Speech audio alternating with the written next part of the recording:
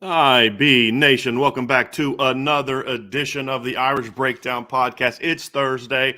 I want to start by apologizing for getting a little bit of a late start, but I had some cards that I had to get ready, and I had some numbers that I needed to crunch to get ready for today's show. So we were going to have some cool graphics, and we're going to have some data to kind of point out some of the things that we're going to talk about today when we get into the inside the numbers section. But today is a quarterback day. We are going to talk quarterbacks. We're going to talk about sort of the state of the program for the Notre Dame quarterback room right now. We're going to talk about the future of the quarterback room. And we are going to talk about sort of who the top quarterbacks are in the college football and where Riley Leonard stacks up among that group and where could he end up being. So that's what we're going to discuss today. Lots and lots and lots of quarterback talk today. I'm going to have some fun with this. Going to kick the show off kind of what we know about the quarterbacks, get into some of the things we like, some of the questions that we have about the quarterback room in 2024, and then also look at the future. You know, what is there in past 24, 25 and beyond from a team standpoint, from a recruiting standpoint, all those types of things. And then the second section will be the first installment of sort of the inside the numbers breakdown that we're going to do. It's going to be a new Thursday segment that I'm going to take some different numbers. We're going to do it dial different ways. Sometimes it'll be comparing players. Sometimes it'll be looking at, offenses. What's in common with all the top offenses? Where are some areas that Notre Dame needs to improve and using statistics to back that up. And we'll talk about Riley Leonard to compare him to the top quarterbacks in 2023. And we'll compare him to the top 3 draft picks in 2023. And then we'll compare him to some of the perceived top quarterbacks coming back in 2024 and talk about how he stacks up statistically, where he stacks up well, where he doesn't. So where he's going to have to improve, put some context to some of those areas, and then show an area that makes him a little bit different than a lot of the top quarterbacks. And we're going to dive into that as well. And then that'll lead into sort of a breakdown of the top quarterbacks coming back. Who are my top 10 quarterbacks? It's a very rough early list. I'm not only having 1 to 10. I just have it alphabetical, but here's my 10. I'm going to talk about some young quarterbacks that are going to be first-time starters that I'm really excited to see this year. And then some guys that could maybe be bounce back or breakout players. Some guys that are at new schools. Some guys coming back off of injuries. We're going to have some fun talking about that as well. But yes, today is, as you guys know, I love to get days like today because, it's a quarterback show and I love talking about quarterbacks. So let's get this thing rocking and rolling.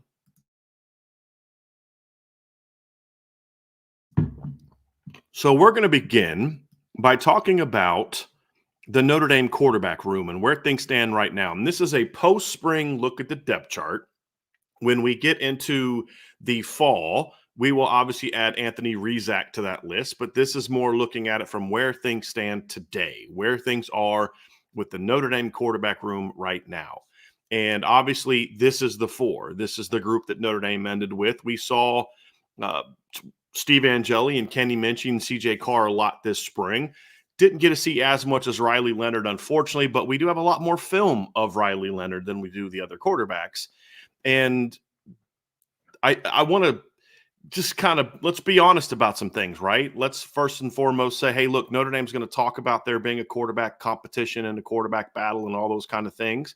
But I think we should all be able to be willing to say and be honest about it. If Riley Leonard is healthy, physically and mentally, he's going to be the starting quarterback in 2024. There's no question about it. However, with those younger players, Steve Angeli, Kenny Minchey, CJ Carr, they need to go into this summer and go into fall camp with the thought of, hey, I don't care that he might be the perceived starter. I'm going to battle. I'm going to be the best I can be. I'm going to position myself because 2 things could happen with those quarterbacks is 1, Riley Leonard gets injured again, or B, Riley Leonard mentally doesn't come back from the injury he suffered, which has happened before. You see this not all the time, but it will happen where a quarterback, has an injury, whether it's an arm, a shoulder, a leg, a head, a neck, something happens and he just doesn't come back and he's just not quite the same guy. There's extreme cases like Gunnar Kiel, who suffered a very devastating hit and caused some issues for him. And I don't think he was ever the same after that. And then sometimes it's guys like if you look at the NFL when Robert Griffin III had his leg injuries and then he came back and he tried to be a pocket passer. He just wasn't the same kind of quarterback that he was before. So you'll see that as well. So Riley Leonard still has to prove that he is that guy that we saw in 2022 and early in 2023. If he is, there's no quarterback competition. He will be the starter. If he isn't, then Notre Dame is going to be in a situation where there may be a window for one of the younger quarterbacks to push Riley Leonard. So when you first look at the present of the quarterback room, you have to acknowledge that I believe that Riley Leonard also is the guy who will have the biggest impact on whether or not Notre Dame can or can't be a team that makes a deep run in the postseason and a team that could maybe even potentially challenge for the championship. I believe, and I've said this recently, Kenny Minchey and CJ Carr are guys capable of leading Notre Dame to a championship. I believe both of them have ability to do that. Do I believe they have the ability to do that in 2024? I'm skeptical because of their lack of experience and the fact that they're young. But could they do it? Sure, they could do it. But asking them to do that would be tough. I've said before that I don't believe that Steve Angeli is that kind of player unless the talent around him is that good. Is it good enough this year? Maybe. I think there's still a lot to prove. I think Riley Leonard is the player that has the combination of experience, talent, playmaking ability to say, hey, I know that I've seen him play at a level that if you put that into, you take that out of the Duke offense and plug that into the Notre Dame offense with the talent he's going to have around him, that guy's going to have a chance to be a very, very, very productive and disruptive and dynamic quarterback. So when you look at the quarterback room, that to me is sort of just very quickly where I think it is of each player. But here's the thing when you look at it as a whole. I just told you what I think about Steve Angeli. There are other people that I know and respect who think much higher of Steve Angeli, including some folks inside the Notre Dame program. Now, do they think he's that guy? I don't know. But there are people that I've had conversations with that'll tell me, like, look, I understand where you're coming from, but I think that he's better than you think he is. I'm like, all right, cool. I hope that you're right. And there's people on our message board. There's a guy on our message board whose screen name Onward to Victory, who I have a lot of respect for because he will step up and battle anytime there's any sort of negativity said about Steve Angeli, and he'll argue with facts and he'll point to, look at the kid's yards per attempt average last year. Look what he did when he came in. Look what he did in the bowl game. And those are all fair things. And it's one of those things where I hope that they're right. But here's the reality of it. I talk a lot about, I don't think Steve Angeli is this, and this. I think Steve Angeli is the fourth most talented quarterback on the roster. But the fact that if I'm correct on that, that speaks volumes about how talented this quarterback room is. That's the thing that kind of excites you. Like, it can come across as like a negative. Oh, you don't think Steve Angeli is good. I think Steve Angeli is probably better than some quarterbacks we've seen start at Notre Dame recently. I was having a discussion with somebody else the other day, and they were trying to make the case that Drew Pine was better than Steve Angeli. Well, I don't know that I don't know that the case was that Steve Angeli was not as good as Drew Pine. It was more of a, we know more about Drew Pine because of how much he played, and that we shouldn't assume that Steve Angeli's better. I think that was probably a more fair representation of what he was saying. I personally believe that Steve Angeli 2024 version is better than what we saw in 2022 from Drew Pine. I think he's bigger. He has a better arm. He's a little more mobile. He may not have some of Drew's feel for the game in certain areas, but I don't know that Drew necessarily put that all together at Notre Dame. And so if you're going to say, well, who would you rather have, 2024 Steve Angeli or 2022 Drew Pine?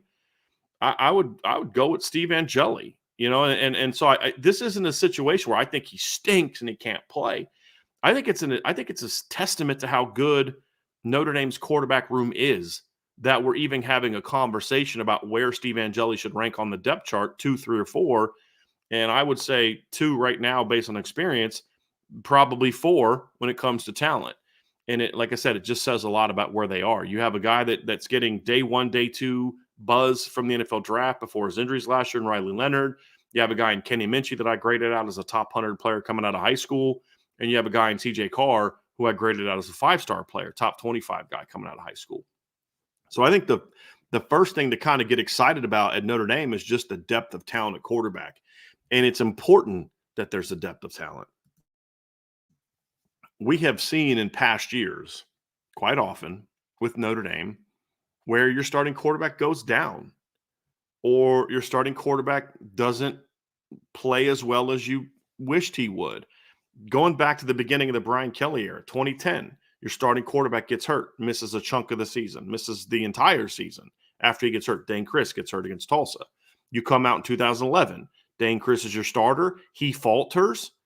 Then you replace him with Tommy Rees. Tommy Rees got knocked out of the USC game that year. Dane Chris has to come in and clearly wasn't where he needed to be. And there was some bad luck in his part, but you had a change there. 2012, Everett Golson starts because Tommy Rees gets suspended for the first game, wins the starting quarterback job, does some good things, gets hurt against Stanford, has to come out of that game. And Tommy Rees comes in at the end of that game and leads Notre Dame to victory. Everett Golson misses the BYU game in 2012. Tommy Rees has to step in and lead that team to victory then. 2013, Everett Golson's supposed to be your starting quarterback, and he gets suspended and misses the entire year, and you've got to go with Tommy Rees. Tommy Rees gets knocked out of the USC game again. USC was not very nice to Tommy Rees, and you have to bring Andrew Hendricks off the bench, and your offense could do nothing because after Tommy Rees, you didn't really have a lot on that quarterback room. You come into 2020 and 2014, Everett Golson gets benched at the end of the year. Was sort of benched at the end of the year. They had a rotation in the bowl game, but Everett was clearly being moved out of the starting job in 2014 because of how he played, and Malik Zaire got the start in the bowl game. 2015, Malik Zaire is supposed to be your starting quarterback, starts the season off extremely well, destroys Texas in the opener, is a little off as a thrower against Virginia, but had made some big plays, threw the bomb to Will Fuller. He was doing damage with his legs. He had just taken off on a long run, and the play after he got hurt, they hand the ball off to CJ Prosise, who goes in for about a 20-something yard touchdown, makes it 26-14. I've always contended that if Malik doesn't get hurt that game, they blow Virginia out. There was no doubt in my mind they blow Virginia out. But Malik gets hurt. Now Deshaun Kaiser's got to come in and be your starter the rest of the year. The next year, you've kind of got the back and forth with Deshaun and Malik. And then you go to 2017. Brandon Wimbush is your starter. He gets hurt again and has to get replaced by Ian Book for a game against North Carolina. Then he gets hurt against Wake Forest. He's not the same quarterback the rest of the year. Brandon then gets benched after, 3 or 4 games in 2018. 2019, you had a nice little period of Ian Book being healthy. In 2020, you had a nice little period of Ian Book being healthy. And Ian Book, despite being one of the smaller quarterbacks that Notre Dame had, was one of the more durable quarterbacks that Notre Dame had. Yeah, Jack Cohn comes in as your starter in 2021. There was a stretch there where he got hurt. He gets knocked out of the Wisconsin game. You have to bring Drew Pine in. He gets benched in the Cincinnati game for poor play. He gets benched in the Virginia Tech game for poor play. Comes off the bench in that game, rallies Notre Dame to victory, and then carries the day. He graduates. He's done. Tyler Buckner he's your starting quarterback in 2022. He gets hurt in the second game of the year. Drew Pine becomes your starter, and then you go into 2023, and you were fortunate to have a full season of starting there. So I just went through what would be 14 seasons at Notre Dame. And there were 3 years where you had clean quarterback play from a health standpoint or a guy getting benched, right? Am I remembering that correctly? You had 2019, 2020, and 2023, I believe, were the only 3 clean years at quarterback. So to have the kind of depth that Notre Dame has is huge, especially when you consider that Notre Dame's starting quarterback is coming off of an injury that cost him half of last season, and he's had 3 surgeries on since it happened. So I think the fact that Notre Dame does have the depth that they have gives me a lot more confidence that this season can still be very good no matter who the starting quarterback is. I think if Steve Angeli is your starting quarterback, you can still win 10 football games. I have doubts about how far you can go if you can get in the postseason, or how far you can go into the playoff. But I think he can go win you 9, 10 games. I think Kenny Minchey can go win you 9 or 10 games. I think CJ Carr can go win you 9 or 10 games this year because the talent around him is good enough to do that. And their talent's good enough to do that. The question, however, because of a lack of experience, is how far can they take you? And that's really what it comes down to when you get down to the pluses and the minuses of where this quarterback room is. And that's kind of what we're going to dive into next, is spend a little bit of time on that and then looking at each player for the Notre Dame quarterback room heading into 2024. To begin at quarterback, you kind of look at the things that you like. And I talked about the talent and depth. The margin for error is greater. You're going to hear me use that phrase a lot this offseason, margin for error. And we've used it in the past to point out that, hey, I think this Notre Dame football team can be good, but there's always that big but, insert reason why, if this happens, Notre Dame could be in trouble. There, in a lot of years, it was quarterback. If this guy's not as good as we hope he is, then this season's not going to go how we hope it does. If Dane Christ can't stay healthy in 2010, they're going to have some problems. If Dane Christ can't be the best version of himself in 2011, they're not going to be as good as they can be. And we saw some of those things happen. And so there's been a lot. If this guy gets injured, they're going to be in trouble. 2022, if Tyler Buchner goes down, they're going to be able to win 8-9 games, but they're going to be a limited football team. And that's kind of how it got played out. So to be able to have a situation where, if Riley Leonard goes down, you can turn to a veteran like Steve Angeli who can win you a bunch of games. Maybe he can't take you to the next level, but he can win you a bunch of games. Or you can say, hey, let's turn to a younger player like a Kenny Minchie or CJ Carr, deal with their mistakes that come from youth because we're going to embrace their playmaking ability. So you have that kind of talent. You have that kind of margin for error because of that talent.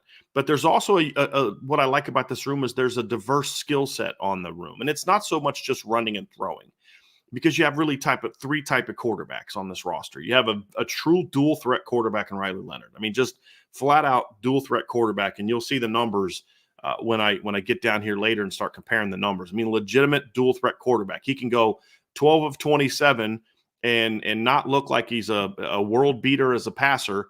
But then you look down at the end of the day and you're like, boy, this guy hurt us. This guy hurt us with his legs. And if you look at the Clemson game last year, that's a perfect example of Riley Leonard was not thriving as a passer in that game. He had a lot of drops. Here's this crazy stat for you. Riley Leonard last year only played 7 games. He had 11 dropped passes last year from his wide receivers, which is not good at all. But you look at last year and you look at his numbers against Clemson and you're like 17 of 33 for 175 yards. Not great. Notre Dame, 12 of 27 for 134 yards, 1 touchdown, 1 pick. And you're like, yeah, those aren't great numbers. He ripped up Northwestern and Connecticut to a degree. But you're like, are those really great numbers? And then you look at the stats at the end of the year and you're like, okay, Notre Dame last year had the number 1 pass defense in the country in passer rating. Clemson had the number 5 pass defense in the country in passer rating. He also plays against Florida State last year before he got hurt. That's the game he got hurt. And he goes 7 of 16 for 69 yards. They're a top 10 pass defense, and he was playing on one leg. And you're like, okay, how's this guy any good? And then you look at the ways he can hurt you in a game. Against Clemson, 17 to 33 passing, but he goes 8 carries for 98 yards and a touchdown rushing in that game. You look at Northwestern and you say, I had a pretty good game rushing, as a passer, went 15 of 20, 219 yards, pretty good day, no touchdowns, but he goes out there and as a rusher in that game, carries the ball 13 times for 97 yards and 2 touchdowns. You look at his performance against Notre Dame, he goes 12 of 27. I think I saw the stat that Pro Football Focus had is he had 2 or 3 drops in that game as well, but then he carries the ball 18 times for 88 yards, and it's his legs that allow Duke to kind of go on that fourth quarter drive to take a lead over Notre Dame in the fourth quarter. And then when you take those legs away in the 2 games, he came back after the injury and he just wasn't the same player, and he couldn't be as impactful because of the injury. But you're talking about a guy that can go out there and not only hurt you with his legs or as a thrower, but can hurt you with his arm. And when he's really on, he does both. And that's the thing that Riley Leonard brings to the table that can get you pretty excited as a quarterback and what he can do in the Notre Dame offense. Now, he's going to have to continue to evolve. We'll talk about that, but true dual threat quarterback. Then you have sort of that in-between player in a guy like Kenny Minchie, who I would have not put in that category before the spring. Kenny showed us in the spring this nature of, okay, I can not only use my legs to run around, which he did in high school, and throw, but I can use my legs to run. He did it in the Jersey scrimmage. he did it in the spring game, the blue gold game. You say, okay, he's not a true dual threat quarterback because Kenny's a pocket passer. Kenny is a guy that does his best damage from the pocket, but what he showed is he has the kind of escapability and athleticism to then go make plays as a runner. And so he's kind of in that middle ground. And then the last two guys to me are more true pocket passers that are quality athletes. Don't get it wrong. Steve Angeli's a good athlete. CJ Carr's a very good athlete, but they're guys that aren't necessarily going to strike fear into your hearts as runners, meaning read zone, taking off and converting 3rd and 10s all the time, and those type of things. Those are things that you look at and say, hey, these guys are going to do their damage in the pocket. And I think those three, they all do that. Now, here's the thing I like, though. There's a diverse skill set, but there's nobody in there that's a stiff. There's nobody in there that's got big, heavy feet. There's nobody in there that you look at and say, boy, that guy, man, he can't move, man. If you can have any kind of pass rush, they're going to give you problems. And here's why that's important. The fact that all these guys have some level of athleticism and pocket mobility, because you are going into a season where you're going to have basically 2 new starters at offensive tackle that are probably going to have some inconsistency as players. You're going to have an interior that has a chance to be pretty good, but you're talking about a team that you go into it and you're like, there's going to be some inconsistency. So having quarterbacks that can handle that is going to be important.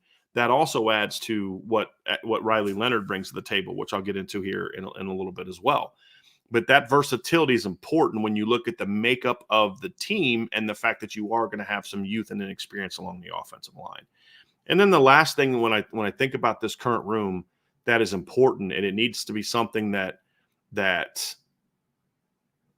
Gino Guidugli has to continue to grow and enhance and nurture, is it's a pretty confident room. Now, what can happen when you have 4 quarterbacks as good as this group is there can be stretches, and this is going to be the biggest challenge that Gino Guidugli faces if he's going to keep this room together and keep this room healthy.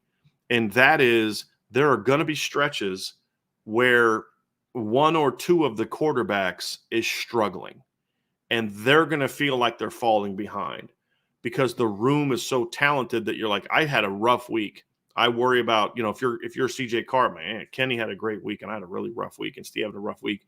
Or if you're Kenny, you say, oh, CJ and Steve had great weeks, or Steve, is looking at it like, man, these young kids had a great week and I had a bad week. And what can happen is the quarterbacks can start to press, they start to make mistakes, and it can shake their confidence. And so it's very, very important for Gino Guidugli and also Mike Denbrock and Marcus Freeman as sort of the guys in charge overall, Mike Denbrock of the offense and Marcus Freeman of the team, to make sure that they're keeping an eye on that. Because in order to have a healthy room, you can't just have 4 guys that are talented.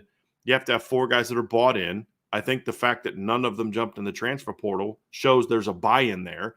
You have 4 guys that are willing to compete. There's no question about that. Again, otherwise, half of the room would have jumped in the transfer portal. And then you have a group of guys that have a lot of confidence in themselves and their ability. Well, you got it. That doesn't always stay when they're in this kind of battle and they go through periods where maybe other guys are outplaying them. It's very important because you may have a guy that's getting outplayed today.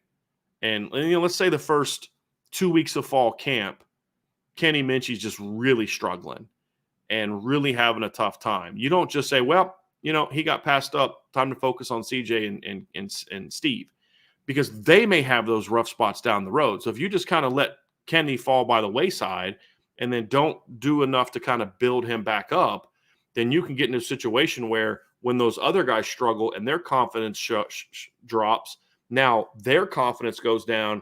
Kenny's confidence has been down since the beginning of fall camp, and now you've got this talented room that's shook mentally. We've seen that happen before.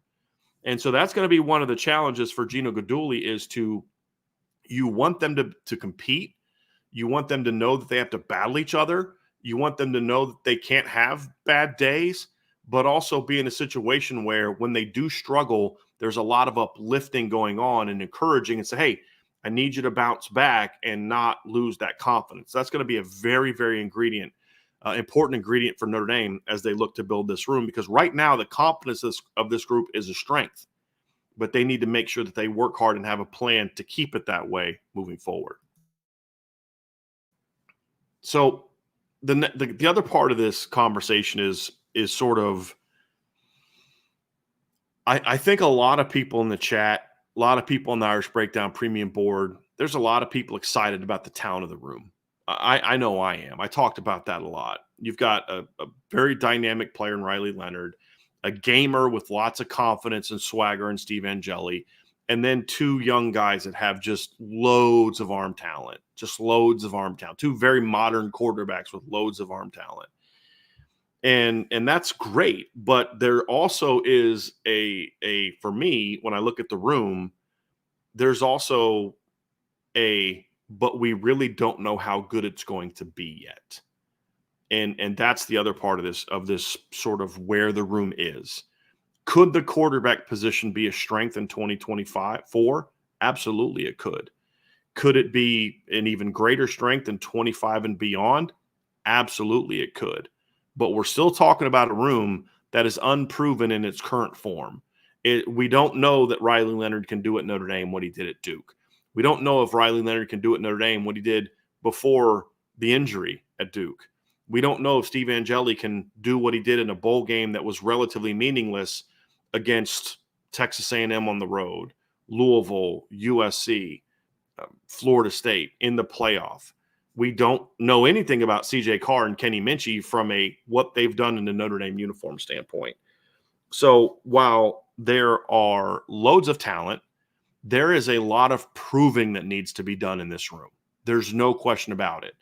And that's really kind of where this next part of it comes from, is we can look at players and say, hey, this guy's very talented, but can he do it here? And we saw this with Sam Hartman last year. Like Jack Cohn in Notre Dame in 2021. One thing I loved about Jack Cohn and is when you look at his 2021 season, he just was unflappable. He plays bad, doesn't bother him. He comes back the next week and plays great.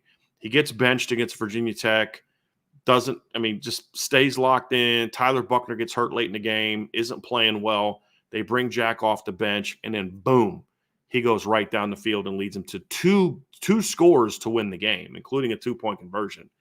And you just kind of felt like, Jack was just unflappable. He was a guy that played his best football at Notre Dame. And I don't think that's arguable. Then you look at a guy like Sam Hartman, who did some good things at Notre Dame, but for whatever reason, and we can spend a lot of time talking about it, I don't really care to, that's in the past now, but it's relevant to this, is that Sam Hartman did not play his best football at Notre Dame. He was not able to do the things at Notre Dame that he did at Wake Forest. And so you had two guys going to play in different offenses that handled it very differently. One guy played his best football, the other guy didn't. And so when you look at Riley Leonard, there's no looking at it and saying, well, he's going to be like this guy or that guy because he's such a different player. And so we have to be, even the people that are high on Riley Leonard, like I am, have to be able to look at the people who don't think he's any good. And there's somebody in the chat having that conversation now. And it's like, I don't really think that you've watched this kid play if you have that opinion. However, we have to be willing to admit to say, we don't know that he's going to be able to do what he did at Duke at Notre Dame. We don't know if the kid who went, and this is the funny thing when people talk about, Riley Leonard hasn't beaten anybody. Well, okay, he was at Duke. Number one, I disagree with the premise entirely, but he was at Duke. What big wins a big win at Duke is not the same as a big win at Notre Dame. Now, that has two aspects of it. Number one is you have to evaluate how he played in certain games differently than you would if you're talking about Notre Dame.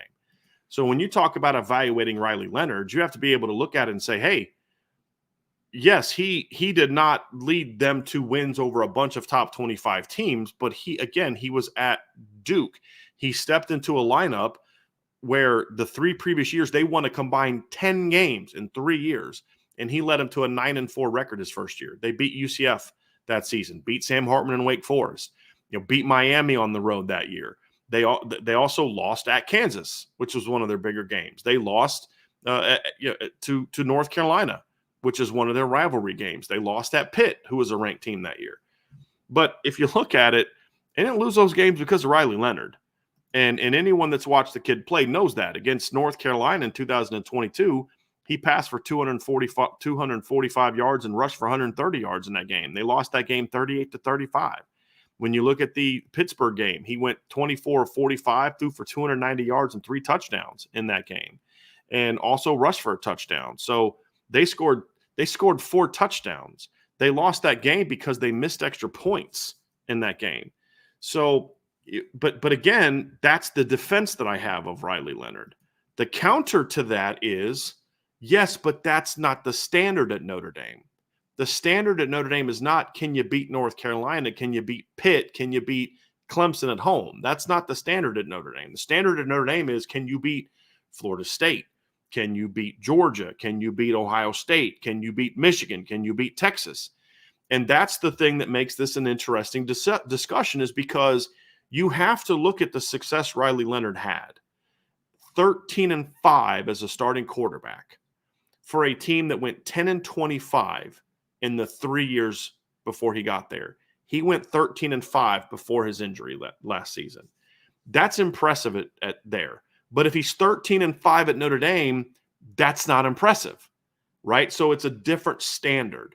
So the question that we can make the argument that if you take that talent and you put it at Notre Dame with the talent Notre Dame had, they're a lot better than 9-4. That's a good theoretical argument to make. But do we know for a fact that that would happen? No, we don't, because we don't know if he'll play with the same loose nature at Notre Dame that he did at Duke. The reality is if you go look at Duke, some of Duke's games with Riley Leonard at quarterback, this is something you have to be honest about when you're evaluating him. And you look at some of the really good performances he had in 2022, his first year as a starter.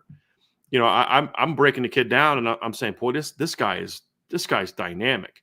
You know, this guy makes a ton of plays. I'm watching this kid just do a lot of damage, and I'm saying, boy, he did some great things against North Carolina in 2023. He did that in front of 40,000 people.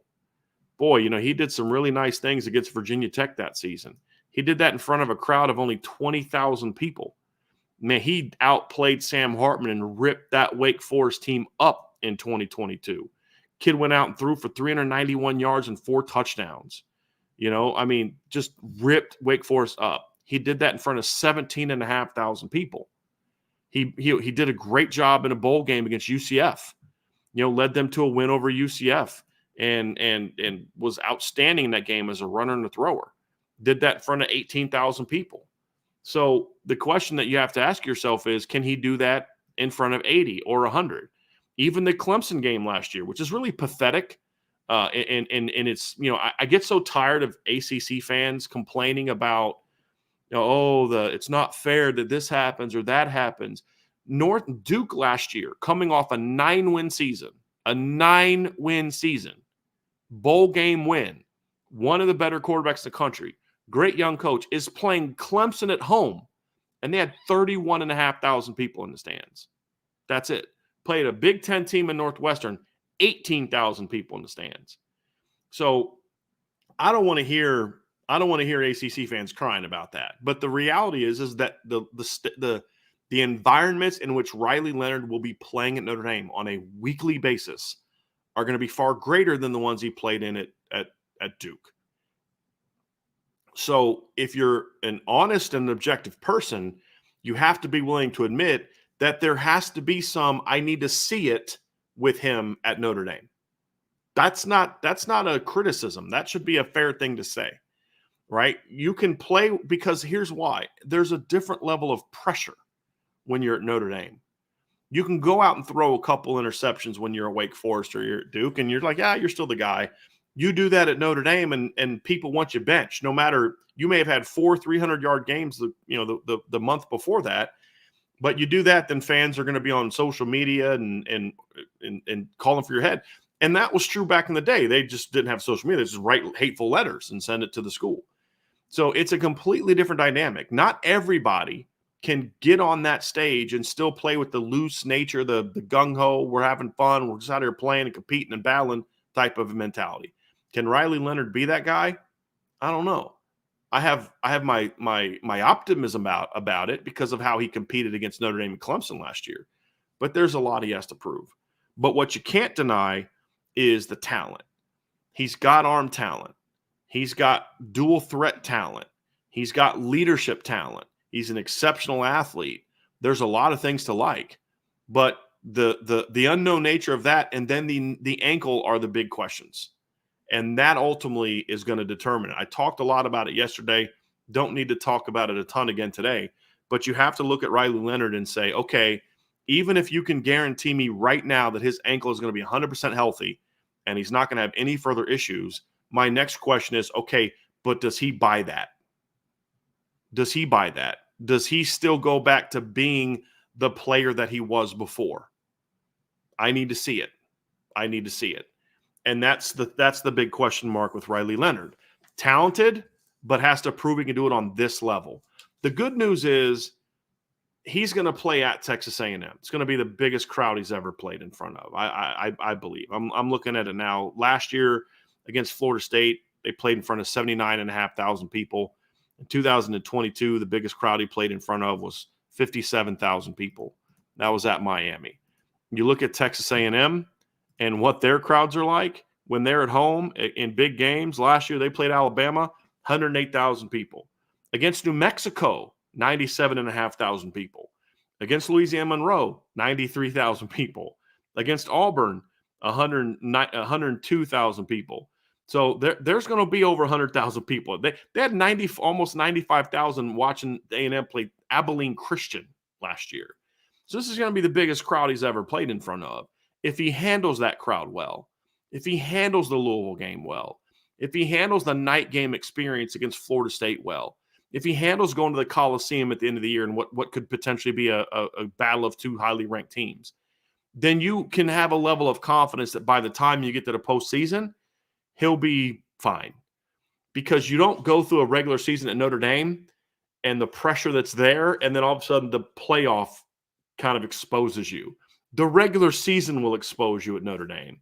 And so we'll know a lot about see, you guys are messing me up in the chat. We'll know a lot about Riley before we get to the postseason as far as whether or not he can handle it. But the exciting thing is I love the talent. I do. I love the arm talent. I love the dual threat ability. Then you go to the rest of the group. You go to Steve Angeli. And here's what I love about Steve Angeli. Gritty quarterback, confident, plays with some swagger, has had good results so far. I think those results have to be taken in a certain context. If you're going to be honest, like, look, we should all, when we're having these conversations, everybody needs to be willing to admit certain things and have some willing of, okay, I don't necessarily see that, but I'm willing to grant your point. And for me, I'm someone who hasn't been high on Steve Angeli. And it would be very biased of me to sit here and say I put no value in what he did coming off the bench last year, and I put no value on what he did in the bowl game. I put no value on the fact that he went 15 of 19, threw for 232 yards, completed 78.9% of his passes, and threw 3 touchdowns, averaged 12.2 yards per carry. I put no value on that. Why? Well, that's a bias because I don't think Steve can play. But I also think that we also need to, the other side needs to be willing to admit, like, look, you did that against a secondary and a linebacker unit at Oregon State that basically were depleted from injuries. You did it in a bowl game that not a lot of people cared a whole lot about. You know, the other times where he played very well last season were in situations where they were, he was coming off the bench. There was no pressure. And what I just said about Riley Leonard, can you play when the pressure's the greatest, is also true for Steve Angeli and the rest of the quarterbacks. And that's going to be the one thing that's the greatest unknown of all these guys is, yes, you have talent. Yes, you can throw. Yes, you can do this. Yes, you can do that. But when you look at it and say, hey, listen, but can you do it in front of 108,000 people? Can you do it against Florida State in front of a sold-out, loud, raucous Notre Dame stadium? Those are things that you look at and say, hey, this is the unknown for all of them. And Steve is that way as well. My concerns with Steve are this. Is this as good as he can be? Right? That's the question. Is he as good as he can be? Is this what he is? A good backup quarterback that can come off the bench and start a game and play well, a guy that could come off the bench and as a backup and throw some good balls, or does he have more ability than I believe him to have? The physical tools I'm not wrong on. He doesn't have a big arm. He has a slow release. He doesn't have great ball placement. I'm not wrong on those things. But those things don't always necessarily equal not going to be a great player. Not in college. In the NFL, it's a much bigger issue. But you can have the intangibles can mean a lot more, especially when you have talent around you to be able to be successful. Can Steve go out there and take that next step and prove the doubters like me wrong that I don't need CJ Carr's arm talent. I don't need Riley Leonard's running ability or athleticism because I've got other things that I can do. I've got smarts. I've got toughness. I've got grittiness. I've got a great feel for the game to go out there and play. Can he prove that? Right now, I think Steve Angeli's nothing more than a backup quarterback. Can he take that next step and prove me wrong and come back someday in a year or two and say, hey, Driscoll, remember when you said that I'm nothing more than a backup quarterback? Well, you were wrong as he's hoisting up his national championship trophy. Now, Steve's never going to do that because he doesn't care what I think. I'm making a theoretical point of can he go out there and prove that? I don't know the answer to that. So what about Kenny Minchey? Kenny Minchey, elite arm talent, in my opinion. Great arm talent. Very smart kid. Everything we've been told going back to Elite 11 with his high school coaches, talking to Notre Dame coaches, that he's incredibly smart. That's the question, right? He's very, very smart. But with Kenny, there are two things that to me right now are why Kenny hasn't made more of a challenge for the starting job. One is Kenny is so calm that at times I wonder if if he's assertive enough. Because sometimes you can be trying to think about that, how to say it. You can be so calm that you don't have that ability to just ramp it up when you need to. And when you look at Kenny's performance in the Jersey scrimmage and the blue gold game, he got off to a bit of a slow start both times. That's a concern I have for a guy that's a little bit too laid back. Now, once he gets into the flow of the game, then boom, he takes off and he's going. That could be one of two things. That could be what I'm concerned about, that he's a little bit too laid back, a little bit too relaxed. And then he needs to kind of get the juices flowing a little bit before he takes off. Because as we saw in the spring game, once Kenny got going, that was a thing of beauty. That was fun to watch. It could also be something simple as no, it's not that he's too laid back. He's just inexperienced. And this is all kind of first time he's kind of been in these moments. He wasn't really in that moment in the spring last year. Okay, that could be fair too. But for whatever the reason so far when we've watched Kenny play, whether it be practice, whether it be the Jersey scrimmage, whether it be the game, the spring game, he's been a guy that's been a little bit slow to get going. Well, that doesn't hurt you 10 games a year, but it can hurt you when you're playing the two best teams on your schedule. And it can definitely hurt you when you get into the postseason and you're playing teams of equal talent. So to me, that's something that Kenny's going to have to improve, just continuing to improve it with his progressions. Him and Steve have similar problems. And I should have got to this when I was talking about Steve, and I'll kind of circle back a little bit on that one. The thing that concerned me most when I broke down Steve in the Jersey scrimmage and then in the blue gold game is how infrequently he gets past his first read. Now, what does it mean to get past your first read? Does that mean he throws to his number one target all the time? No, it doesn't. It happens a lot with him and too much, but first read could also mean two targets. So, for example, Notre Dame likes to run a snag concept. And essentially what a snag concept is you have three receivers in a route. And oftentimes they'll do it with a back coming out of the backfield. So you have an outside receiver, an inside receiver, and then somebody coming from the backfield or somebody coming in motion. as that number 3 guy. So it's a 3-man route combination. The outside guy runs what we call a snag concept. So essentially the coaching point is, and we'll actually have a film breakdown on this on the message board down the road, but the outside receiver basically is going to work. So here's the outside guy, here's the inside guy.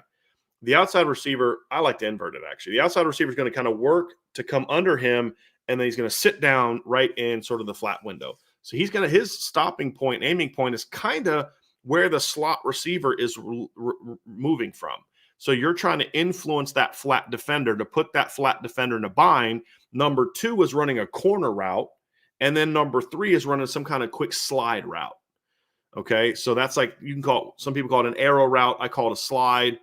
But you're running a very fast route. And the initial read is that flat defender. And if a team's like in cover 3, then that flat defender is put in a bind. Or if they're in certain cover 4 looks, that flat defender can be put in a bind because he has to handle that little snag route, but also the quick slide. Well, with Steve, a lot too often, he'll just kind of see that flat defender trying to play both and just knock that little slide route real quick. And then the flat defender drives on it and tackles it for a 2-yard gain. Whereas if he had a little bit more feel for that, he would kind of bait that guy, jump that slide, and then come with the snag behind it, because you can throw that slide late. That's the thing, and he's got to learn that feel. You can throw that slide late if that flat defender sinks and just drops on that snag route. But when you just bang that slide really fast, that flat defender can go through the snag to the slide and blow it up. And so there were times where we would see Kenny and CJ kind of let that happen, and they would come right behind it and bang that snag route real quick because they could like allow that flat defender to go. And so those are things where that's the first read. And Steve hit the snag later as well. So it's that your first read is slide snag. And we would see that. Or if it's a cover 2 type of look, then or a cover 1 type of look, then your read is going to be a little bit different, because now you're going to be reading snag to corner or slide to corner, depending on how it's taught, because that corner's up. You now have your number 2s either on a safety or he's in man. And so even when it was the corner route, you'd often see Steve hit that corner route, but it was his first read. It was part of his first read. What you don't see him is reading that out and then coming backside to the backside dig route because it's covered. That's something Jaden Daniels was really good at LSU last year, and it's something that a quarterback has to be able to do to really maximize an offense, is to get past that first read. And so for Steve, he's got to get past that first read. He's got to show me he can do that. He hasn't done that yet. He didn't do it in the spring game. He didn't do it in the Jersey scrimmage. He didn't do it against Oregon State, and he didn't do it last year in any of the games he played. Didn't need to. But against the better teams in the schedule, he'll need to. And that's something he has to show. And Kenny has to do that as well, too. But with Kenny, he'll do it more than I've seen Steve do it. But for him, it's a consistency thing with Kenny. It's sometimes Kenny will go through his progression, get to that extra guy, bang that backside route, and then other times he'll kind of lock in on a guy and just throw it. We saw that. That's why he got picked off in the Jersey scrimmage, because he just kind of locked in on Riley Leonard, on Cooper Flanagan, didn't really read it out, and allowed Xavier Watts to bait him and come and pick the pass off. So with Kenny, I think it has more to do with just a lack of experience and a lack of consistency from experience. And that's going to be the thing that he's going to have to improve. If Kenny can improve in those areas and be more consistent, like if we can see the good Kenny on a more consistent basis, then I think he can charge up this depth chart and be the guy that kind of, is at the end of the day wins that battle for that I'm the next guy thing. Because I think there's a lot of people assuming it's going to be CJ Carr, and for very understandable reasons. But Kenny Minchie has, to me, the talent and the ability and the intangibles that if he starts playing his best on a consistent basis, he could win that battle. And he could be that guy that goes out there and leads Notre Dame to the promised land. I think he has that kind of arm talent. I do. But it's just consistency and assertiveness are the two things that I need. Even from some of the scrambles, it was late. And it's like, okay, it worked here, but is that going to work? And it worked in a spring game in front of 30,000 people, and you're playing against half of the team as second and third teamers, all these type of things. Boom. And then you go the other way and you're like, okay, you make the play. But it happens so much faster on a Saturday night against Texas A&M or a Saturday night against Florida State or in a playoff game against Georgia or Texas. And so there's still a lot Kenny has to prove, but man, I love the arm talent. I really do. Then you get to the last guy, CJ Carr. And I've seen some, I mean,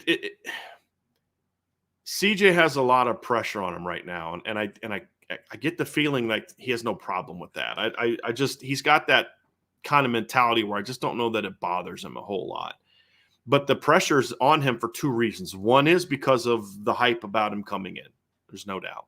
The other part of it is how he's played since he got to Notre Dame. I mean, everything that you thought about CJ was true. I mean, it was true. He's a guy that goes out there and the arm talent's special. I mean, you saw it in December in the first practice. I remember sitting there with Vince, and I'm watching CJ and Kenny on one side throwing the ball to I've told this story before. I'm watching him throw to Gino Guidugli and Steve Angeli, and then they're throwing it back. And Vince and I just kind of looked at each other, and I think it was Vince that said it. He goes, boy, that ball looks a whole lot different going this way than it does coming this way. And you watch CJ throw. I've broken it down before. Don't need to rehash it again. The ball just comes out different out of his hand. It does with Kenny to a degree as well, but CJ even more so. It just comes out different. His ball placement is exceptional. His feel for the game is top-notch. It's so far beyond a freshman. But being far beyond for a freshman doesn't mean that you are ready to be the guy. It just means you're further along for a freshman for where a freshman normally is. That doesn't then equal, okay, I'm ready to go lead this team and run the entire playbook in game one. And so a lot of the hyperbole that comes out about CJ Carr is, well, he should be the starting quarterback now. No, he shouldn't. No, he shouldn't. He should not be the starting quarterback right now. He should be the starting quarterback when he's ready, and I don't know that he's going to be ready right now. But what you like about CJ is the arm talent's elite. The pocket mobility is good, although he still has a lot more feel he has to work on. There's a lot he has to him and Kenny both still have some moments where they will step into trouble. And that's part of the thing they both have to work out. Steve will step into trouble a little bit, not as much this year as he did last year. That's part of that experience, getting that feel for the game. That's going to be a key part of it. But the thing that you see about CJ right now, which is where I think part of the excitement comes from, is that, and so no, CJ's not ready right now, but part of the excitement that you come from is because you watch him go through his progressions and get the ball all over. I watched in the Jersey scrimmage, CJ read right, step into the pocket and come back and bang a backside dig. I have not seen a single quarterback on the roster do that all spring. Not once. I've talked to some sources around the program, and they say that practice where Riley Leonard, Steve Angeli were out, that CJ just handled it. Just the pressure. He handled the pressure. And he's kind of like I talked about earlier, he's just a little unflappable. And you kind of want that kind of guy. But his ability to process information is exceptional. And that's the one area where it's like he's not a freshman in that regard. When you watch him read defenses, he's not a freshman. And it's not just, okay, I made my read, I know where to go with the ball. It's he knows what type of throw to make. You think of the outcut. Sean Davis and I broke this down after the spring game. Or no, Vince and I did after the spring game. But it's like this outcut where the flat defender was actually between him and the receiver. But he saw the outside leverage, and he lofts the ball over with a little bit of zip, but lofts it over where the flat defender can't make a play and hits KK Smith right in the hands on a 10-yard outcut, and he catches it for – I'm like, there are a lot of senior quarterbacks that don't have the feel for that throw to not only, number one, read it, because to a lot of quarterbacks, even veterans, that guy's covered. That guy's covered. But with CJ, it's like, well, that guy's in between him, but that guy's still here and he's going there. So I'm going to throw that ball over the sideline where he either catches it or it's out of bounds. That's a tremendous feel for the game, elite feel for the game. We see him on the touchdown pass to Micah Gilbert in that game where he gets inside release. So the corner's on his outside. There's a safety coming over. CJ can't float the ball back outside because he's got a cornerback on the outside. And if he floats it too much, that safety's screaming over, he can get to it. But he also can't throw it on a rope because the way that corner is playing, he can kind of get across and play that. So CJ puts it right perfectly in the cover 2 hole. It's inside angle. It gets up and down in a hurry, so the corner can't make a play on it. It gets there fast enough for the safety not to be able to get over. And you're like, not only was it a great read, not only was it a great feel for the throw, but like he put it exactly where it needed to go.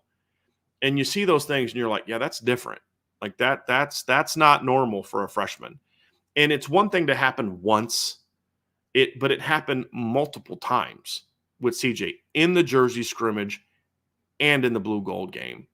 And that's where a lot of the excitement for CJ comes from, and it's understandable. But CJ still is a freshman. He still almost got picked off, I think, twice in that game. That we can't ignore that either. He threw the deep ball that Christian Gray almost picked, and if it wasn't for Deion Colsey coming back to it, that ball gets picked off. He had a throw over the seam to Jaden Greathouse. That ball's got to stay up the seam more. Jaden's got to not bend it over. That's got to stay up the seam more. It's got to come out quicker. And because he threw it late, Kingston almost got over there, knocked it up, and the ball went out. So to me, those are areas where you look at it and say, hey, he still has decision-making things he has to do too. And that honestly, for me, is the biggest concern I have with Kenny and CJ is with young players, the turnover aspect that's where it comes from. With Kenny, it's the locking in on throws and then not feeling the pressure. There was twice that Kenny got pressured from the backside and he didn't feel it. That's a concerning thing for me. And then one time he got stripped and the ball got knocked out. With CJ, it's more of he'll maybe take some chances that you're like, okay, I like that you're taking a chance, but if you're going to take that chance, you got to better get the ball out sooner. And then not having that feel or not proper timing can result in an interception. Where it's not so much, hey, I don't ever throw that ball again, but if you're going to throw that ball, you better throw it here and you better get it out on time. And those are areas where CJ has to continue to get better. And then the other thing we have to be willing to admit is, are we really ready to say to CJ Carr, okay, you're a true freshman, go out and start 16 games this year? Do we really think CJ's strong enough to do that physically? Do we think his body is built for that type of wear and tear? I don't. So for me, my expectation is not that CJ Carr is going to go out there and start against Texas A&M. My expectation is that CJ continues to learn and get stronger and compete. And then I do believe if the way things are trending, this is my opinion. This isn't something I got from anyone at Notre Dame or any sources or anybody like that. This is my opinion. If what we saw this spring is the same trend for all three quarterbacks, I don't see how there's any way that Steve Angeli ends the season as the number 2 quarterback. And I'm not even sure I feel super comfortable with him being the number 2 quarterback going into Texas A&M. That's how good CJ was, and that's how he just was better than the other two. I think Kenny has an ability to do the same thing, but then also you can't just completely discount Steve. And it's not a given that Kenny and CJ will grow in the fall. You see that sometimes where guys have good springs and then they fall back. And that's kind of what it gets to. So those are things that those guys are all going to have to prove and grow for this quarterback room to match the talent. Because that's the thing is, right, there's loads of talent at quarterback in this room. But talent only takes you so far. You've got to have the intangibles. You have to have the feel. You have to have the knowing when to do things, when not to do things, how to make certain throws, and then just be able to do it on the biggest stage. And if they can do that, then this team will have a chance to be a really, really good football team because of the quarterback position.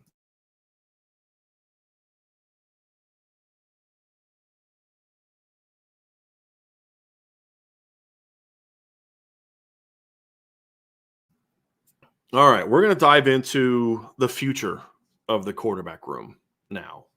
And this is kind of where you start to get really excited, because when you look at this room, as good as it is in 2024 with Riley Leonard at quarterback, when you look at Steve Angeli and Kenny Minchie and CJ Carr, you start to get excited about what it can be in the future if they can keep this room together.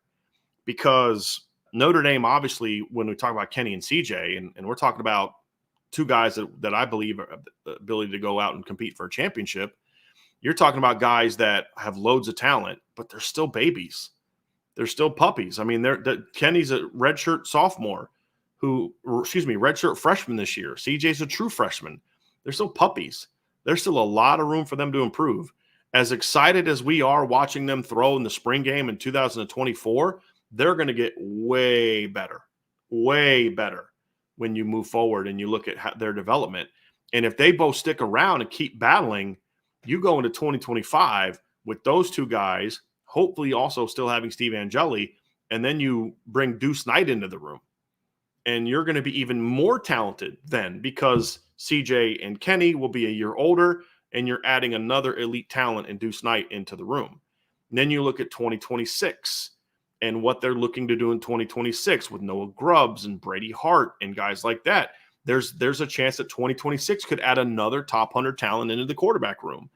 And so when I look at this Notre Dame football team, the exciting thing is because it's been an issue for so long that you almost just kind of assume that they're just not going to be as good, at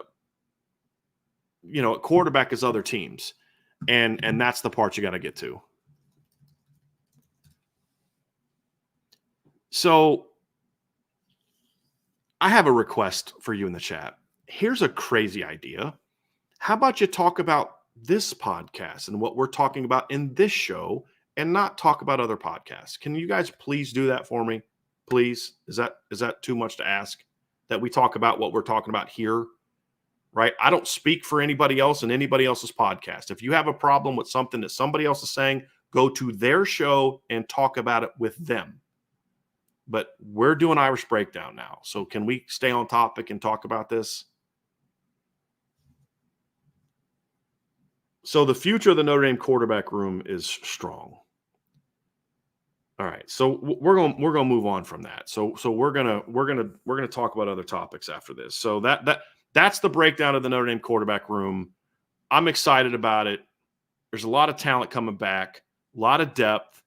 I'm very excited about the fact that they kept all four of these kids on the team for right now, because what it does is it tells me that however this shakes out, whether Steve's the number 2 guy and eventually becomes number 1, whether Kenny beats out Steve and eventually becomes number 1, whether CJ beats out Steve and then Kenny, or Kenny then Steve and becomes number 1.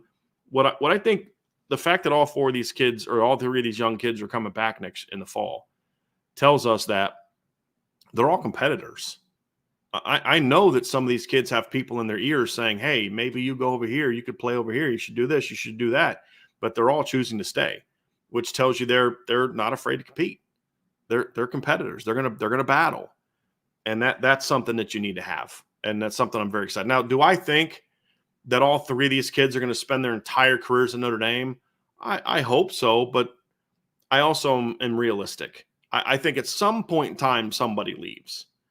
I don't know who that's going to be, and I'm still going to hold out hope that doesn't happen. At least not until they have their degrees from Notre Dame. That'll be the big thing for me. So, future of the quarterback room is very, very bright. It's even brighter beyond 2024 because of just the talent coming in, and not only that, but the quarterbacks are going to even be more and more surrounded by even better talent as they get older. The young talent at quarterback, the young talent at running back, the young talent at wide receiver, the young talent on the offensive line, the young talent on defense. So it's not only are they going to be talented, but I think this team is projecting and trajecting in a way that they're going to even be more talented as a team. And that's something to kind of be fired up about. So,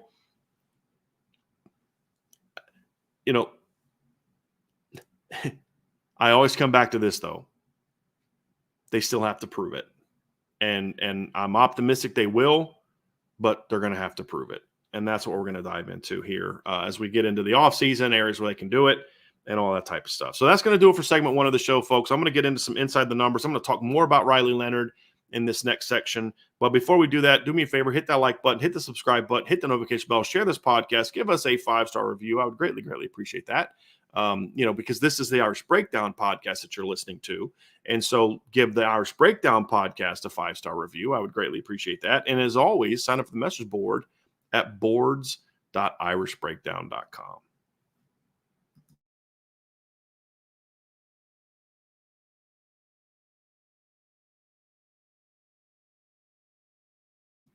Part 2 of today's show. We're going to talk about Riley Leonard versus other top quarterbacks, and we're going to compare his numbers to some other quarterbacks, and we're going to discuss some things where I'm going to put his numbers into context, but I'm also going to talk about how the numbers are also evident of something that you see on film that are areas where Riley Leonard has to continue to get better. Because you all know me in my view on numbers. And I've said this in the past, that numbers lie in the past. And I've altered that stance to say people use numbers to lie, right? Because if you don't have the proper context for a number, then you're not really making a point. That's kind of the part of it is, do you understand what story those numbers are really telling?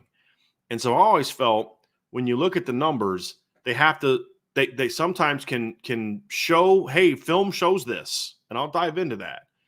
But other times you're like, no, this isn't reflective of the talent of the player.